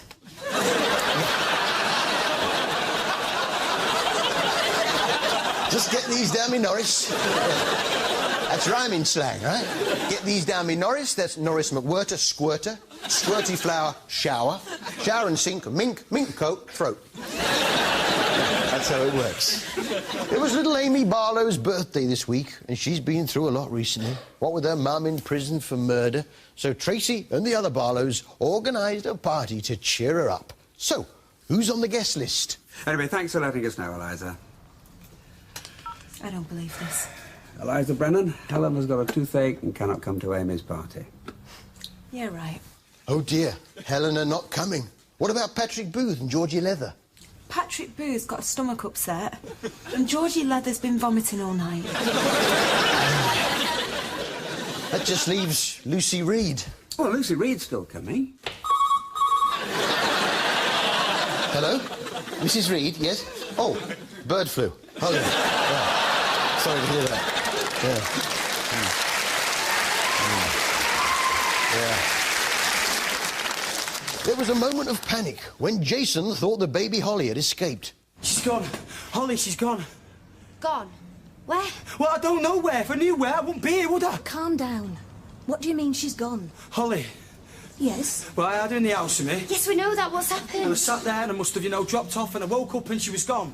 Well, what are you saying? She just got up and walked off on her own? Well, no. Maybe she jumped on the back of a dog and rode off into the sunset. Sat on the shoulders of another baby and called a cab. Learned to read, then got a book on how to walk. I don't know. No, it's a shame, because normally Jason is such a sensible dad. He knows all about babies. For instance, how to get them off to sleep and what level of noise they'll tolerate before they'll be woken up again.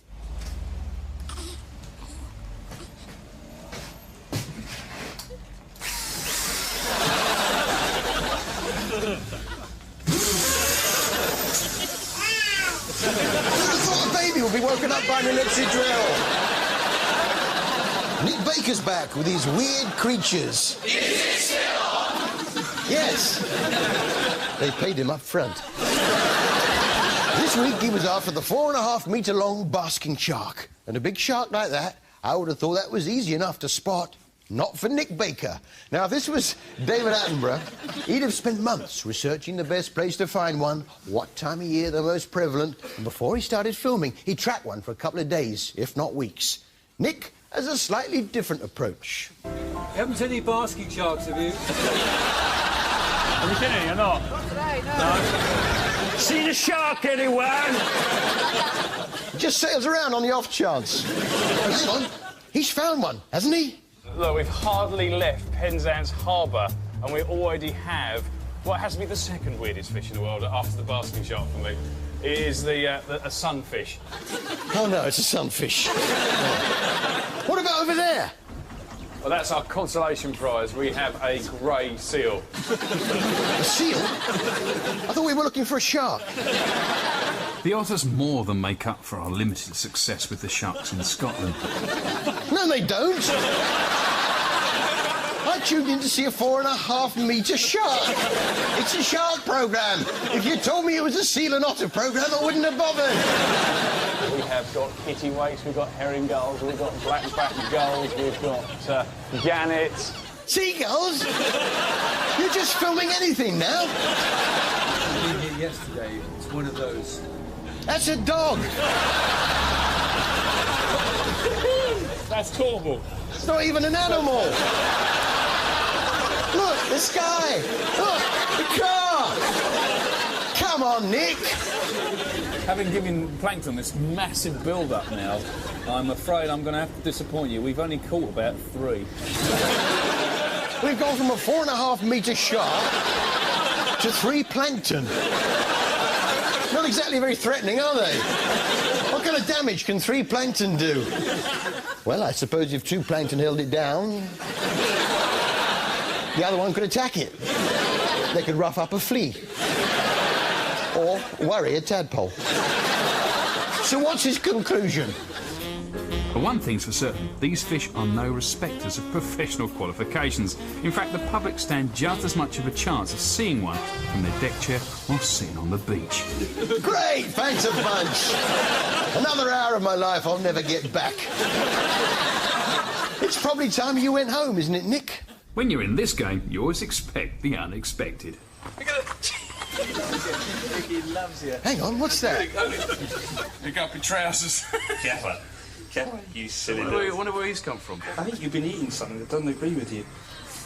Nice, we've got a sick ferret. A sick ferret. So that's a sunfish, a seal, some seagulls, 3 plankton and a sick ferret. You've got a nerve. Actually, if he'd only driven on a bit further... You always expect the unexpected. There was a basking shark hitchhiking. Oh, look! It's Baby Holly off Coronation Street, escaping on the back of a dog. Someone tell Jason. No, be fair, because Nick is respecting the basking shark's privacy. I mean, there is a code of conduct to obey. There are clear guidelines about how... Keep 4 metres away. Yeah, Nick has his own code of conduct. All wildlife to keep 1,000,000 miles away from Nick Baker. Unless you're an otter, a seagull, plankton in groups of no greater than 3, or a sick ferret.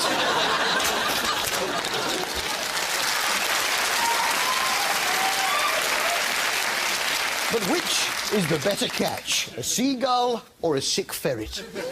There's only one way to find out.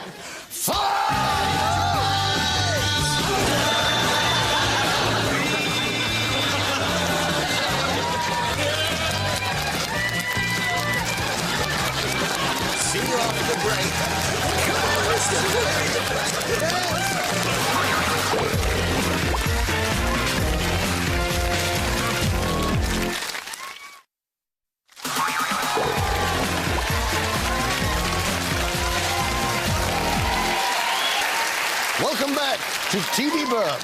Becky on Corrie needs a shave. Have a shave, love. The Bill raid Pete Doherty's dressing room at the Brits. There was a few more of them, but they either ran off or crawled up the wall.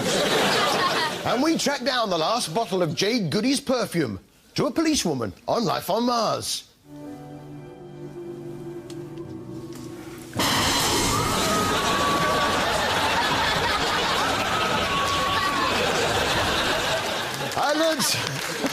I learned something on Casualty this week. Now, I already knew that an electric shock to the chest could restart the heart, but I didn't know it could make you go cross-eyed. Okay, we have signs of life. Dad? I must say I am enjoying When Will I Be Famous with Graham Norton, which is on the other side at the same time as me. And Graham had some health and safety advice for us. This is a very dangerous act. They are highly trained, so please do not attempt anything you're about to see at home. Yeah, you might look at the act and be tempted to copy it at home. So let's have a look at the act. Now, remember, whatever you do, don't try and copy it.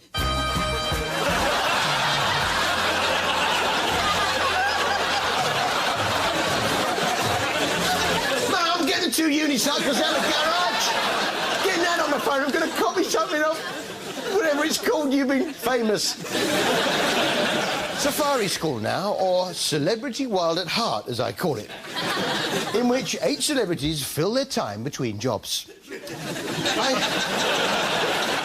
I did learn a lot from this show about the habits of some of the big game animals. For instance, before Safari School, I wasn't aware that lions like to eat wigs. Yes, to a lion, a man's wig is a much sought-after delicacy. They'll stop at nothing to get at them, as this footage shows. I reckon we changed it 80%. That's a lot. But it needed to. I mean, I saw it in San Francisco.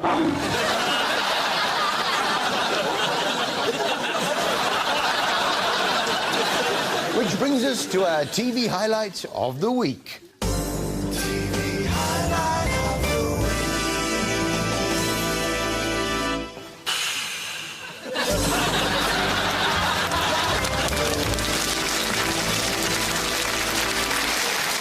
I was surprised to see that Bradley's dad, Max, had had a boob job. Station.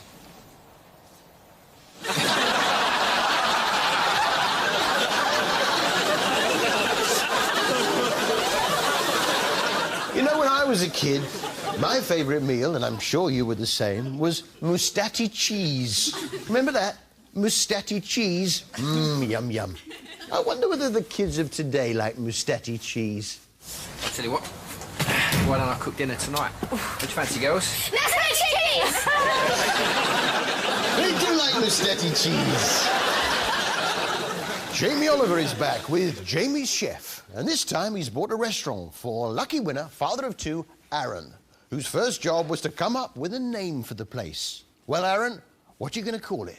OK. Have your presentation. Now, I've named it Molly after my 2 daughters, Molly and Leah. Sweet, the 2 children's names, Molly and Leah, forming Mollia. I opened a restaurant and called it the name of my 2 little girls, Sam and Ella. Sam and Ella, I called it.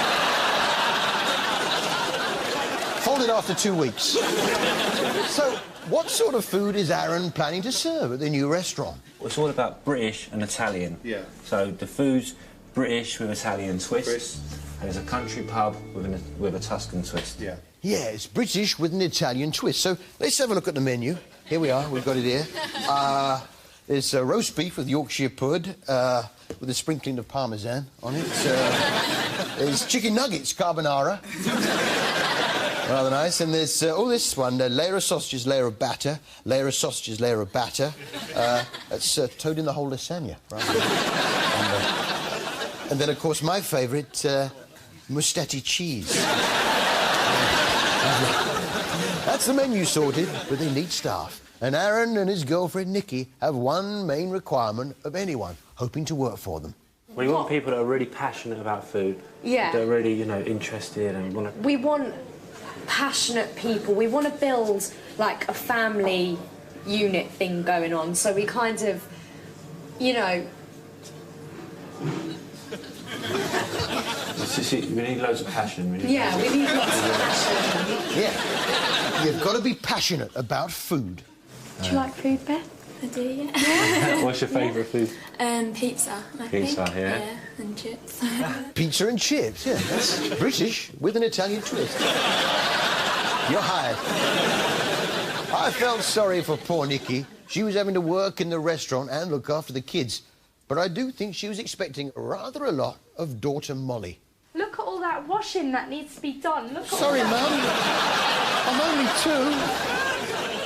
It did need some work, though, the pub. The roof needed doing, and what's the best way to replace a roof? How did it happen? Yeah, start by burning off the old roof. It's like a tinderbox under here. Look at him, he looks about 70. Just Nick, get everyone out of the house, minute, 'cause there's a little bit of a fire. That fire really shook up Aaron, though. It really made him think about just how devastating a fire would be. He learned a lot of lessons. He was going to make absolutely sure there was no way another fire could start. That shook me up big time, because I've never experienced anything like that. And you do, you're not just looking after this place and the customers, you've got your family as well. And yourself. But yourself, I come last, you win. That's the thing with this place, I come last.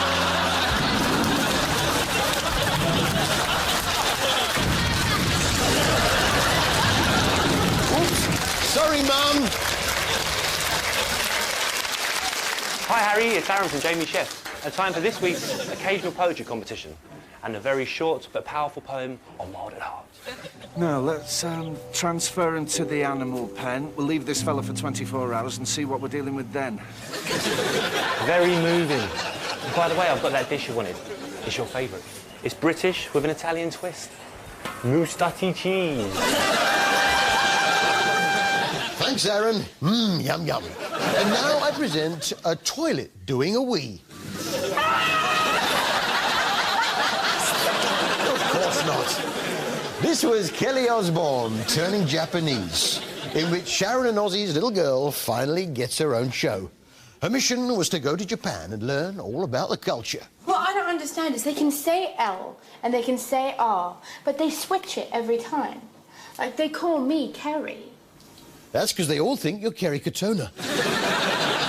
Kelly was then asked to help out a Japanese school, teaching them English. I'm going to sing one of my favourite songs, The Never-Ending Story. Written on the pages is the answer to a never-ending story. Oh. A never-ending story. Yeah, it's always nice to hear that particular song. But here's the educational bit. Kelly sets them a test on the words from Never-Ending Story, and you had to be really paying attention to get full marks. A never-ending story. Now comes the test. Have the children figured out what the missing words were from Kelly's singing? Written on the pages is the answer to the never-ending. Never-ending, oh, you got me there. Never-ending. No, it's gone. Hey, story. Yeah, good. Story, that's right, yeah. Oh, it completely slipped my mind. By the way, I haven't made this up. This is an actual show. But wait, it gets better. Now it's the kids' turn to sing for Kelly.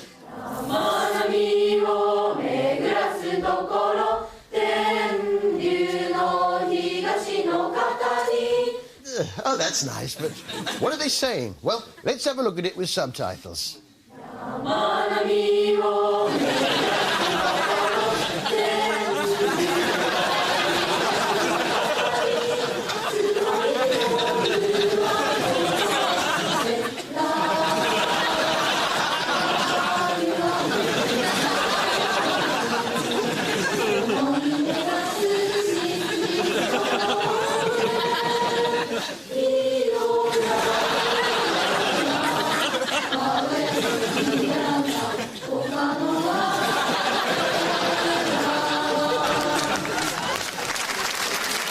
at the end of it all, I got the impression the Japanese people had taken rather a dislike to Miss Kelly Osbourne.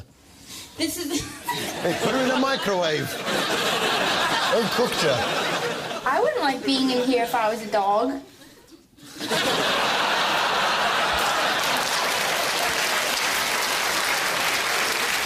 Well, that's all from us. And to sing us out all the way from Japan, it's the Tokyo School Choir.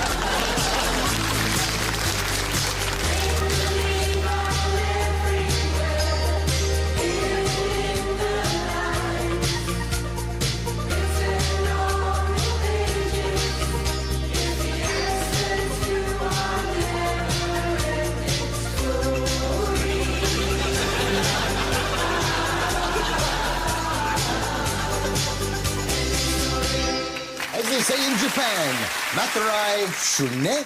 What do you say? I think you said see you next week. I did. See you next week. Join us in a couple of minutes for something very special. Dancing on Ice Goes Country. Yes, for one night only, our cowboys and cowgirls will be putting spurs on their skates and having a hoedown in the ring. So grab your partner by the hand and mosey on down to your TV. It's coming up next. Yeehaw!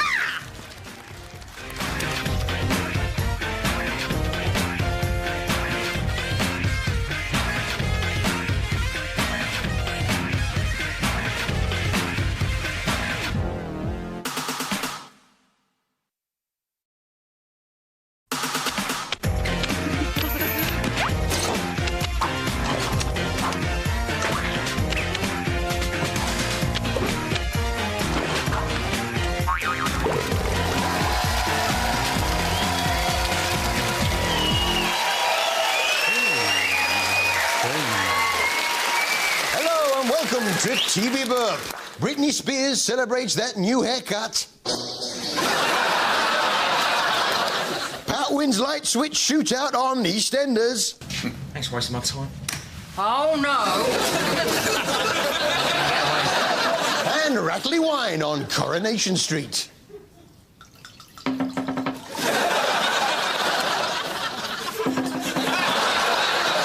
Ladies and gentlemen, it is with some trepidation that I announce Australian Princess is back. Yes, Australian Princess, in which 12 ordinary Aussie girls learn how to be a genuine princess. And who is their trainer? Our story begins in Sydney as the world's most famous butler, Paul Burrell. Yeah, the world's most famous something, and the word I use isn't butler. I was the head of Princess Diana's household for many years. You really? You never mentioned it before. Fancy keeping something like that to yourself. Gradually, the princess began to trust me more and more. And I was able to snaffle away a whole transit van full of stuff. Of course not. They was gifts from the princess. Alongside Paul is his partner in crime, expert in princessly things, Jean Broke-Smith. And she seemed to have an agenda all of her own. You've got a nice face, let's be positive. It's just that the image is wrong. Yeah, no worries. OK? She's somebody that I would love to really get my hands on. And I think she would like it as well. Yeah. Try and concentrate on the show, Jean, eh? As the experts, what of the would-be princesses? Well, what's the most Australian name for a girl that you can think of? I believe when people first meet me, they judge me straight away as to sort of... Kylie Booby. Kylie Booby. Doesn't get much more Australian than that. Then there was 24-year-old Amy Manning, who likes dancing in her bedroom. Hi, my name's Amy. I'm 24. I live in Sydney, and I'm a graphic designer by trade. I love rock music. I love punk. Oh, grow up. Followed by Leanne Churchill, who fancies herself as a bit of an extreme sportswoman. Hi, I'm Leanne Churchill. I'm from Warrnambool, Victoria. I'm 30 and I want to be Australia's first extreme princess. You haven't quite got the hang of that, have you, love?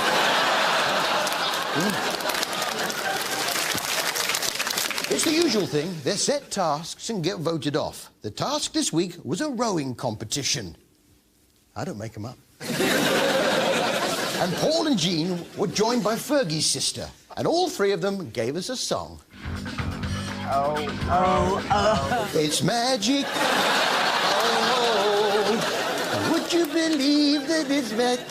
There are two groups of rowers, and it's designed to test their ability to work as a team. But at the end of the day, it's just Australian Princess. I mean, it's just a bit of fun, isn't it? I mean, in the scheme of things, it's all fairly trivial. Shut up! Shut up and listen to the leader in your boat. Yeah, you think you may be drinking too much coffee, Paul? Maybe cut out those 2 cans of Red Bull mid-morning. Well, I must say I have been enjoying Monster Moves on 5, in which large things are moved. This week, they were attempting to transport a German aircraft from the Second World War, which was a little frustrating for them, but there's no need for bad language. Pat has assembled a team of friends and keen amateurs to help him realise his dream, including his wife, Annette Spaulding, who shares his obsession for this aircraft. They've been coming every summer for 7 years in a row. They even spent their honeymoon searching for the Fokker. It's a type of aircraft. Childish. Then they showed us how you transport tube trains around. I haven't made this up. This is an actual show. So I'm sure you're thinking, how do they make sure they get the trains in the right order? What's the easy way of working out the numbers? Obviously, we want to make sure we get the right one in the right place. Yeah. The numbers must mean something. Well, first of all, 65 is the motor car number. 03s is the unit number. But also, if you take this 65 and go down to the next carriage, it's 67, which is the one that runs, it's its stablemate, and they must always stay together. 3 and 4s go together, and 5s and 6, right the way up to 10, so we've got 10 units. Bingo! Yeah.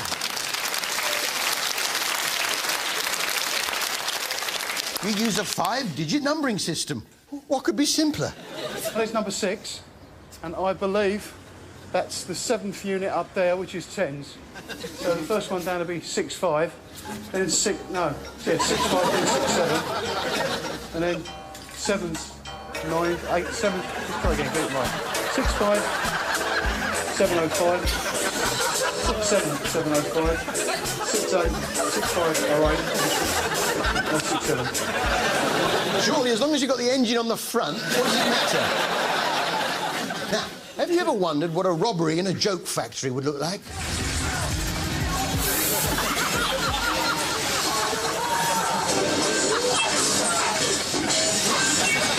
A bit like that, I suppose. This was Primeval. Yes, ITV's answer to Doctor Who. It's taken 2 years, but they've done it. In which creatures escape from the past into the present via an anomaly. Very frightening, that. The special effects in Primeval are fantastic. Oh, most of the time. It's a puppet! Here he is, look.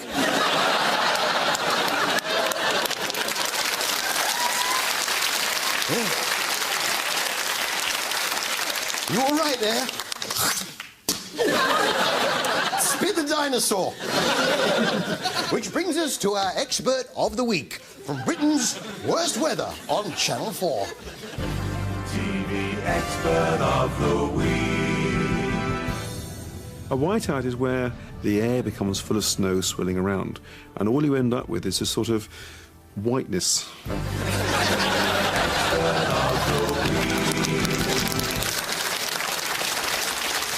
Coronation Street now. And just what does Dev keep down his trousers? Maybe we could even break open a packet of, Garibaldi, while we flesh out the future of retailing. A packet of Garibaldi biscuits. Oh, thanks, Dev. Yeah. Oh, there seems to be an extra raisin on that one. Go on, then. Meanwhile, Tracy Barlow was trying to get some money from Steve McDonald. He didn't seem to mind too much. He was flush. He was virtually throwing his money around. Yeah. Oh, cheers, Steve. You know what? We make a really good team, me and you, don't we? Yeah, well, that's it.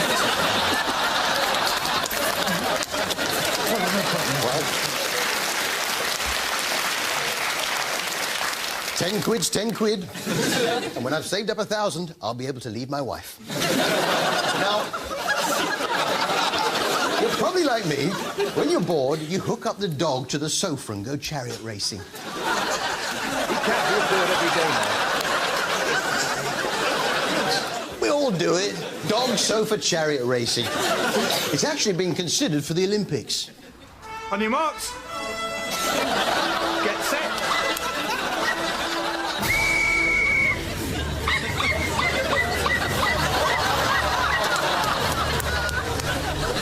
Get up there.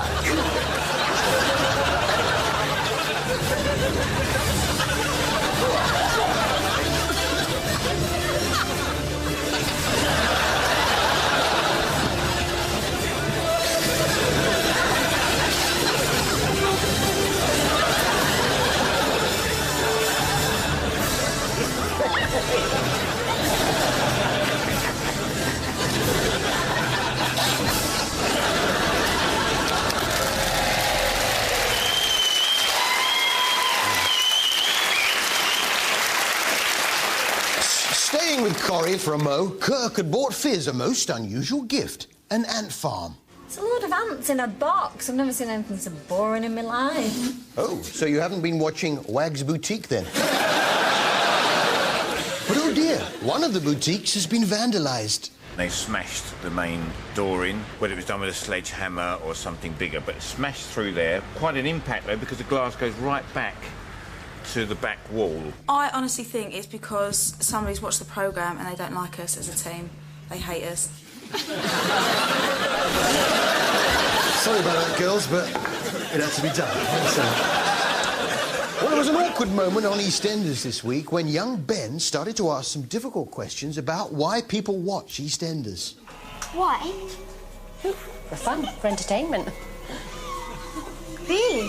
Yeah, it's cruel, isn't it? Laughing at all the poor mad people. This was Ben's trip to the London dungeons with, oh, what's her name? Stella? Stella! Stella!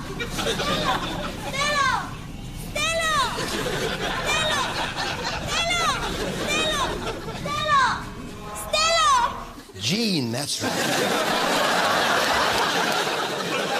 Ever wondered what would survive from a nuclear war? I'm a survivor, darling. If there was a nuclear war, I'd survive it. Me and the Scorpions. Yeah, just Pat and the Scorpions. And after a while, they would be forced to mate, producing a hybrid Scorpi-Pat, which has all the aggression and cockney fortitude of Pat Butcher, but with the fatal sting of the Scorpion. Very frightening, the Scorpi-Pat. But then, it's been a very frightening week on TV. I was forced to hide behind the sofa when I saw this poltergeist on Haunted Homes. When Stuart and Christopher were quite small, went in the front room and the cushions were piled up on the coffee table in the front room. Classic poltergeist. They stack. It's the cushion monster! But which is more frightening, the Pat Butcher Scorpion hybrid Scorpi-Pat or the cushion monster on Haunted Homes? There's only one way to find out.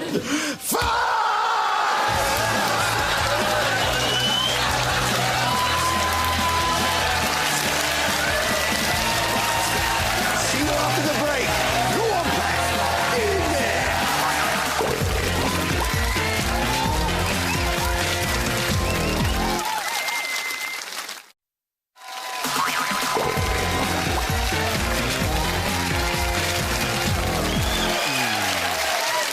Welcome back to TV Burp. Richard Hammond gets job as shepherd.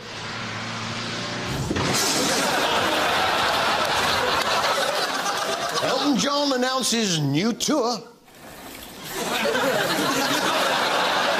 And new evidence on Australian princess that seawater rots your hair extensions. I just want to prove that you don't have to be a supermodel or... Isn't it annoying when you park a little bit too far away from the house? Nice.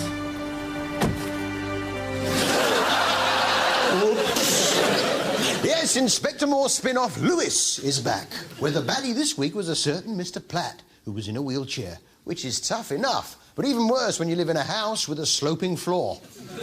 Anne? Hey! help, he was using a wine bottle to steer it. We're investigating a murder. Dean Greeley? We read about that. We could be bothered.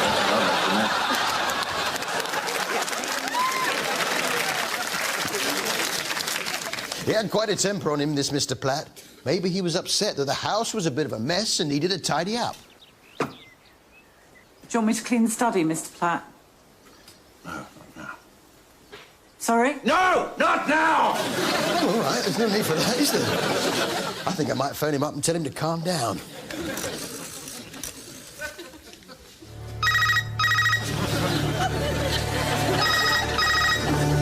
Yes! Nothing. Love the show.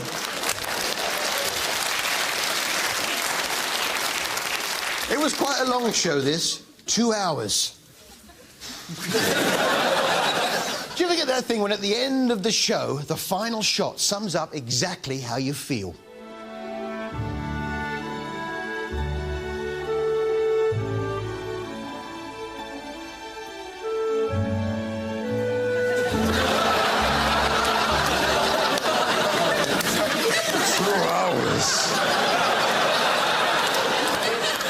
Emmerdale now, and the big news was ex-Page 3 glamour puss Linda Lusardi joining the village. And she certainly didn't waste any time making herself at home. I was Mary's nurse. You know, his wife. Yeah, I know who she was. Well, I need to get changed. Into a bikini bottom. The rest of the village were very excited, especially the gents. Oh, and a white wine spritz, please. Excuse me, my dear, you look absolute... Oh, I'm sorry, I thought you were Linda Lusardi.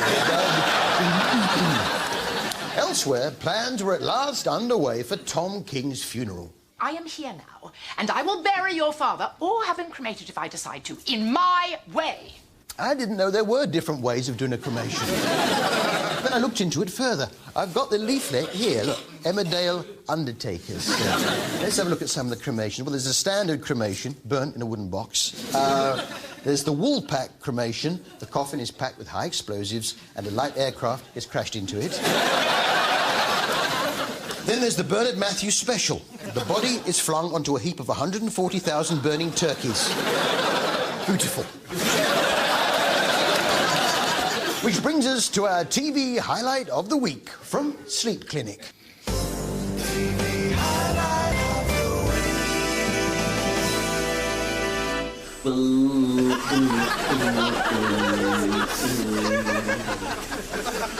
Oh, you...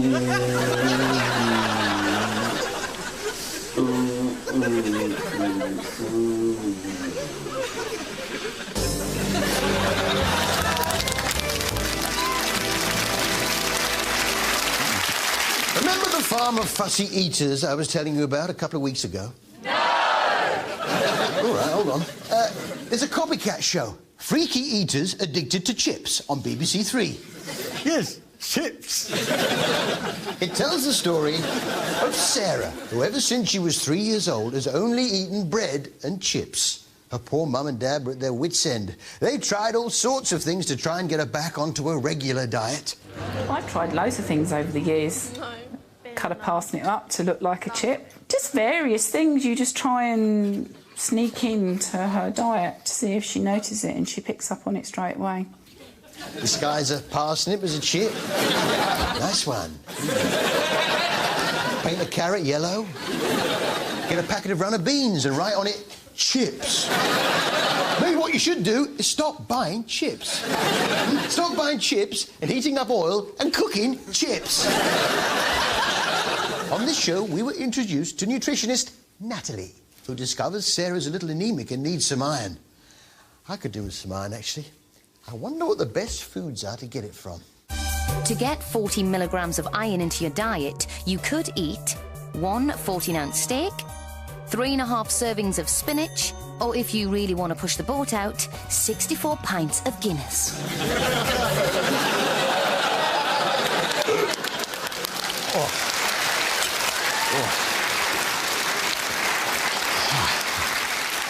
I feel a lot less anemic.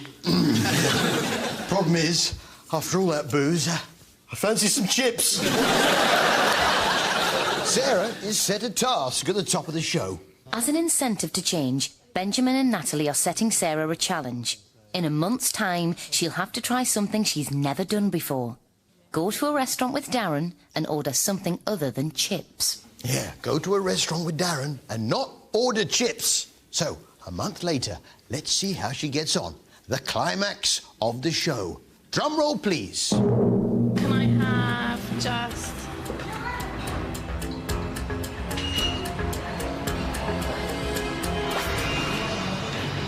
Where's it gone? Just chips with a tomato sauce dip. She orders chips.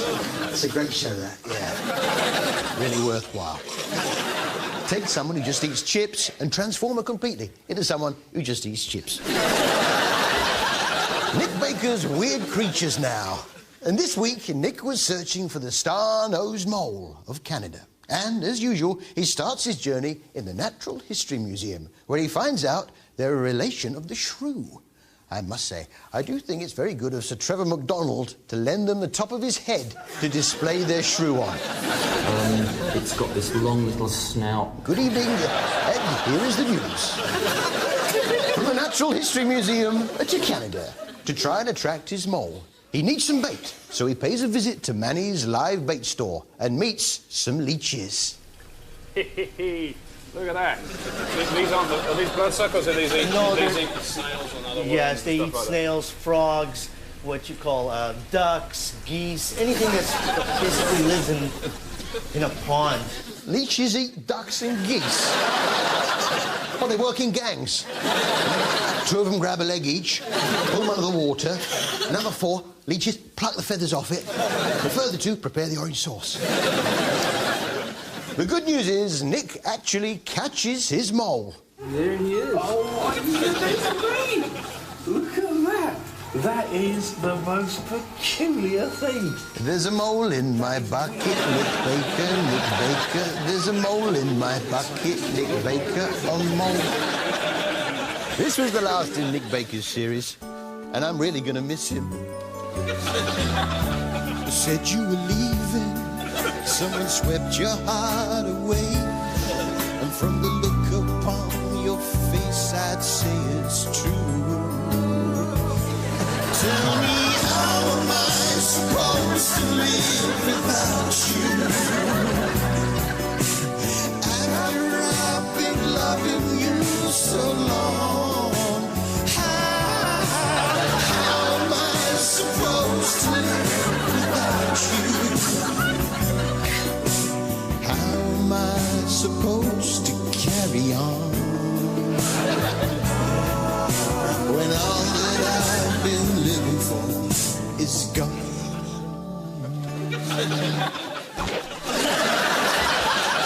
Cheeky git. See you next week.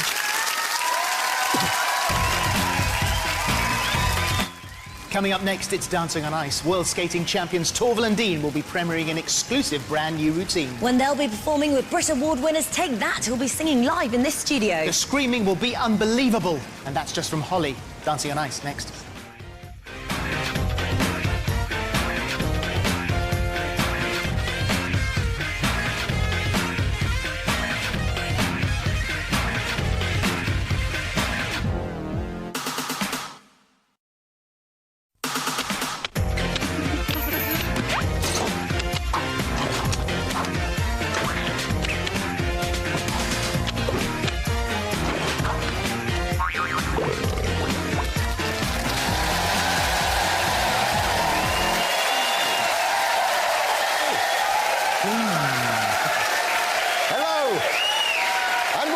To TV Burp. Suicide Gnome on Corrie.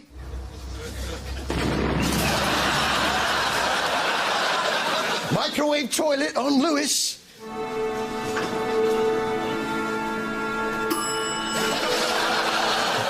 And after the success of Dancing on Ice, ITV announced a new show that's even more dangerous, Diving with Crocs.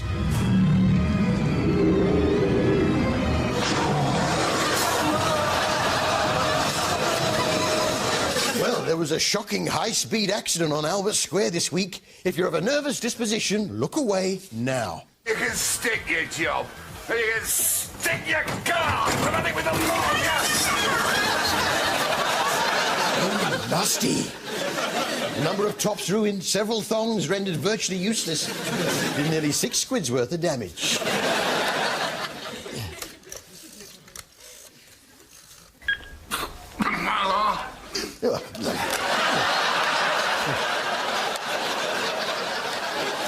The problems between Max Branning and his wife Tanya continue, but instead of marriage guidance, they decided to settle it once and for all with an arm wrestle. Hey!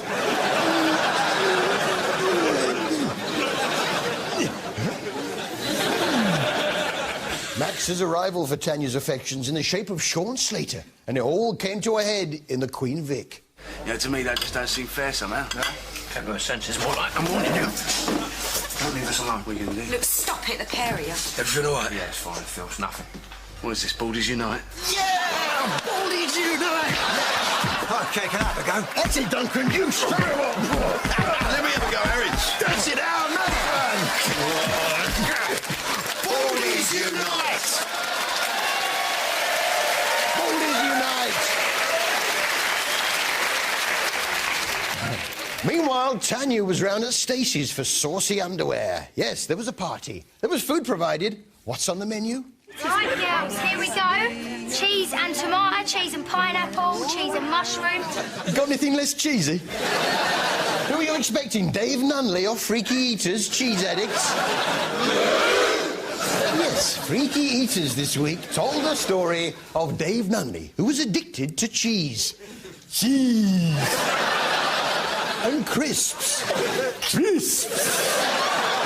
So, let's have a look at some of his typical meals. If I'm tired and perhaps can't be bothered to stand in front of a cheese grater for a little while, or just had a hard day, I suppose, then I should go for the easy meal, just off the lump, just with a packet of salmon and crisps. Yeah, it's much better off the lump, isn't it? Oh, it keeps its flavour better. This is dish number 2. This is my hula hoop special. Very simple. You just want one ready-cooked hula hoop. And he's getting extra minerals from those fingernails, too. So that's where the holes in cheese come from. Here we have dish number 3. Great achievement. This is like a cookery programme for a mouse. No, I shouldn't laugh, because it's caused his whole family a lot of grief, particularly his sister. You see, all she wants is to share a restaurant meal with him. David, to me and to the girls, and I'm sure to Dan and Harry, it would mean a great deal if you could enjoy eating at McDonald's with us, so that we could go out together. What's he going to order, a cheeseburger without the bun and the burger? So, what are the alternatives to cheese and crisps? Over to you, food expert Natalie. Before Benjamin gets Dave communicating, nutritional expert Natalie will be attempting to get him to do the impossible and eat something other than cheese and crisps. A tortoise?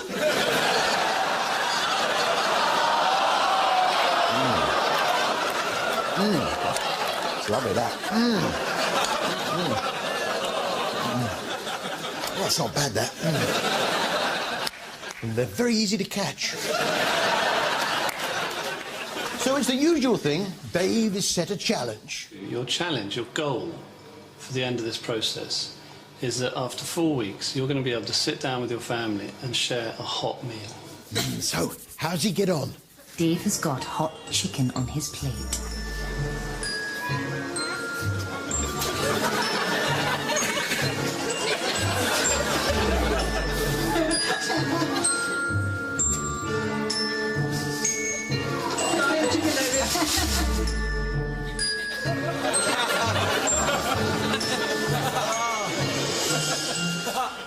He ate a piece of chicken!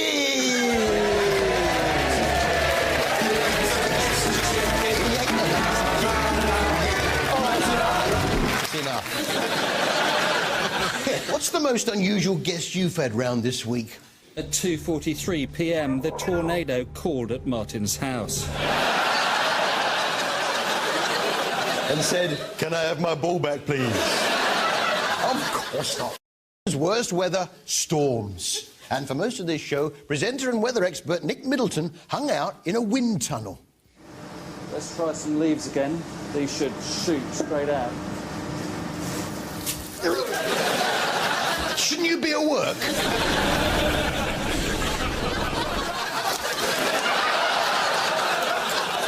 You got any cheese? That's enough. Turn it off and go and do your homework. I wonder what it would be like if Emmerdale was a musical. It'll do you both good to get away. And the business will be fine. The business will be fine. See you down the Woolpack later. It's strange sometimes the nicknames people end up with, isn't it? Do you like it, Crispy? Why'd they call her Crispy? I've got a fair idea. Elsewhere, Perdita was trying to patch it up with Grayson. She'd bought him a picture.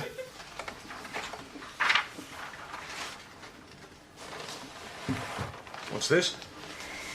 My way of saying sorry for last night. Let's have a look at it then. Open it.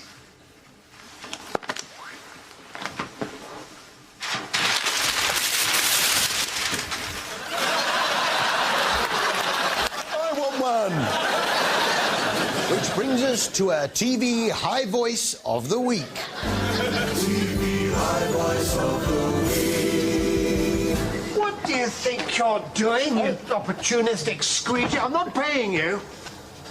What?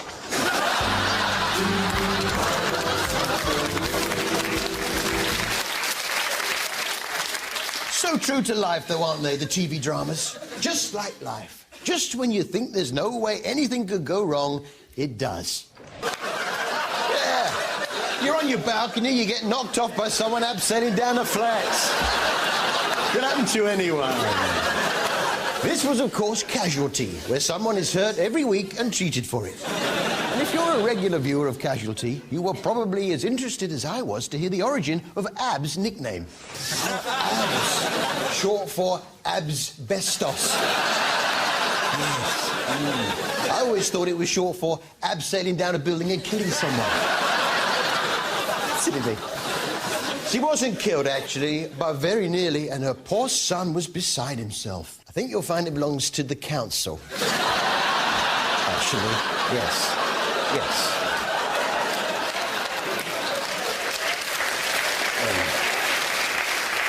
You want him out of the council's house, all right. But there's always someone worse off than yourself, isn't there? Yes, a fella died, and his poor brother wasn't given very long to say his goodbyes. It was never a minute. What's that, dog minutes? Yeah, the police were involved this week on Casualty. Well, the human police, but in fact, the criminals had been apprehended initially by the meat police. Yeah, first a couple of pieces of pork tried to stop them, then a big piece of beef managed to keep them there till the human police turned up. Want to see the clip? Here's the meat police in action. First, he's apprehended by the pork. And then he's finally apprehended by the beef. Where do you think you're going? Come here, you. Yes, the meat police. That's actually a new show they're bringing to ITV1 to rival BBC's Life on Mars. Just like they did with Primeval and Doctor Who. My name is Sam Tyler. I had an accident and I woke up as an oven-ready chicken. Am I mad, in a coma, or back in time?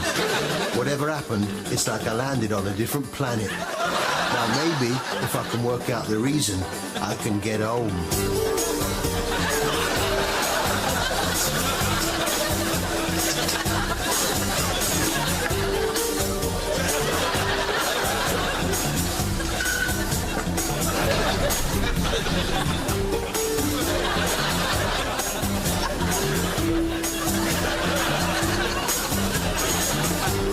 Freeze! Chicken!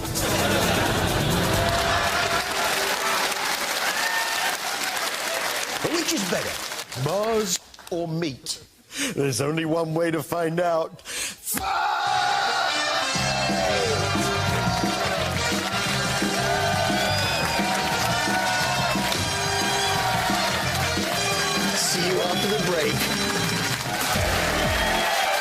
Welcome back to TV Burp. Man on Emmerdale gets face washed by man on Emmerdale on Emmerdale. Environmentally friendly ram raiders on Lewis.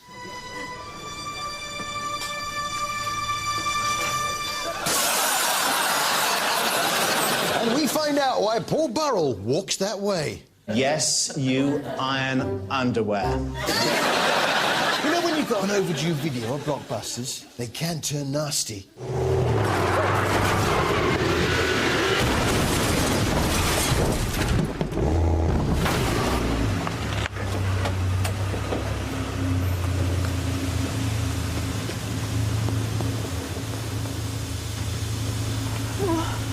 What do you...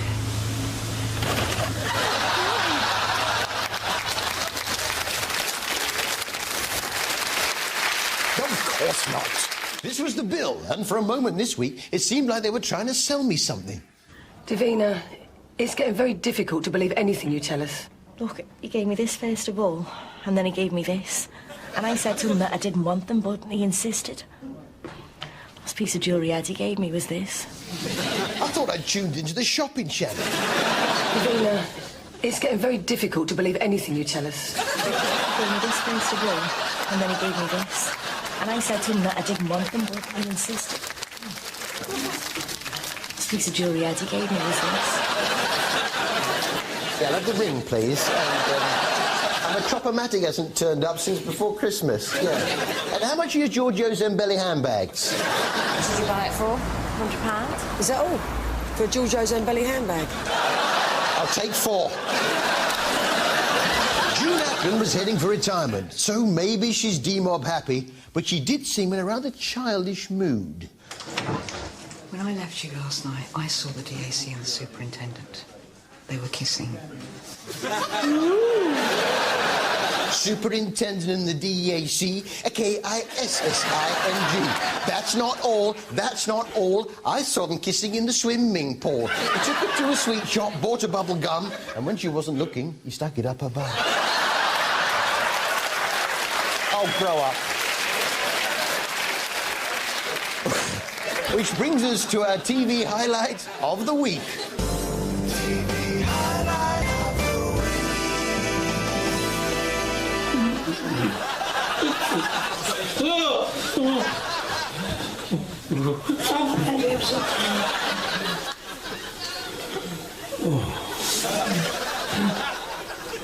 He's dreaming of fish.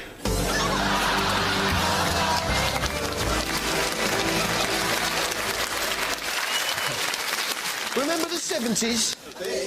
Well, if you do remember the 70s, you'll love Channel 4's Never Did Me Any Harm, where today's mum figures it would be a good idea for her kids to get a taste of what it was like in the 70s. And it brought it all back to me. The clothes. It's rough and ready. Those giant pyjamas, remember them, girls? And what about the transport? Hang on a minute. Horse and cart? Who's doing the research on this show? Is this the 1970s or the 1870s? They're making it up! Even the weather was different back then. These days, they arrange cats and dogs. In those days... We should encourage everybody to have a little whistle, unless people get quite embarrassed, actually, won't they? Just cats. Remember Agadoo with the hand movements? Well, the MacIver family have come up with their own version. Each night, face, your feet, your armpits, and your private bits. Face, feet, armpits, private bit. Face, feet, armpits, private bit. Face, feet, armpits, private bit. Well, you get the idea with that. But, of course, the great joy of this programme, if you did grow up in the 70s, was the chance to see some of the old TV shows. And one in particular that united the nation every Saturday tea time with viewing figures of upwards of 23 million. What is it? It's a television programme that I used to watch when I was a little girl.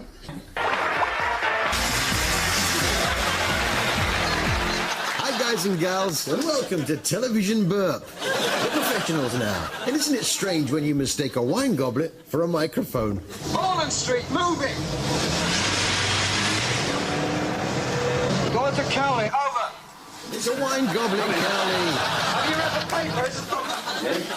They say never work with animals, but what do the animals say? Well, they say never work with Susie Birchall off Coronation Street. He can stay for tonight as long as he doesn't keep me awake with his yowling. Oh, he won't yowl, as long as he's dry and fed. Oh, mind me, Ed.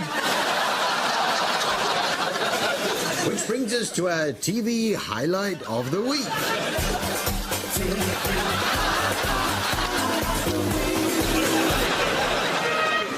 Boy, they just go on about the same thing. Good girl, Petra. Hi, Harry. Peter Purvis from Blue Peter.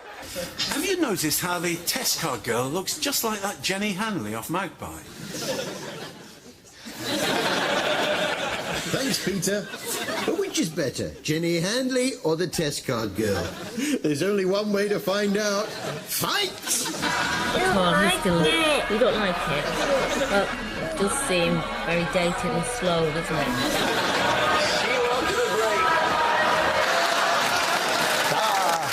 Happy times. There was a new character on Coronation Street this week, Mr. Cushionhead, who works at streetcars.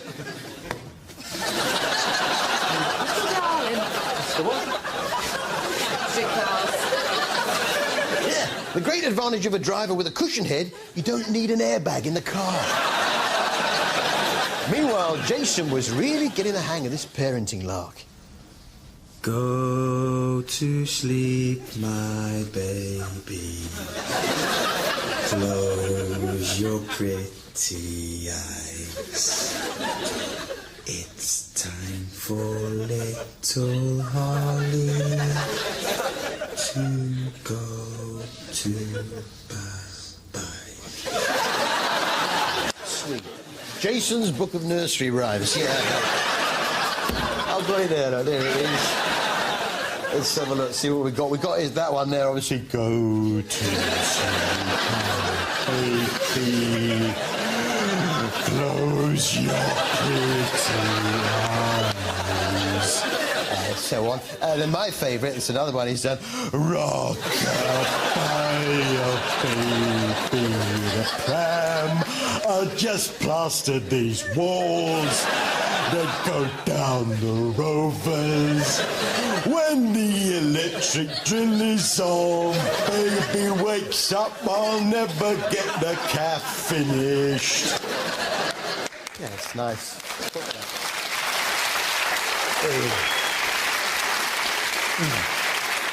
I think my favourite bit of Corrie this week was Steve McDonald having a wee.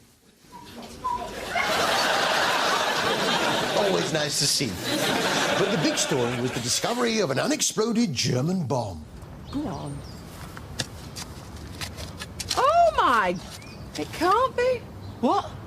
Well, I could be wrong, but I think that's a bomb. What with the bomb and the talk of the Second World War, it reminded me a little bit of Dad's army. Thanks, everyone. You've been brilliant. What time is Thanks it, for your Norris? patience.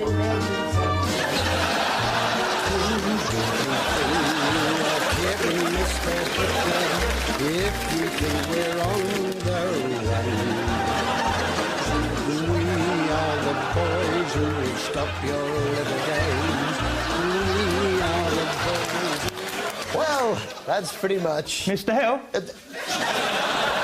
Can't see when you're ready.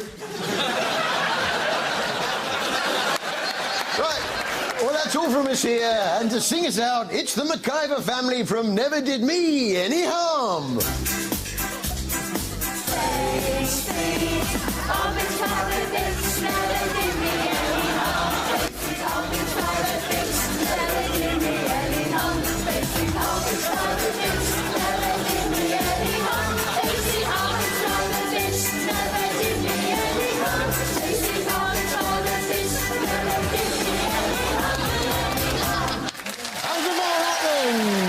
That's all from us. See you next week.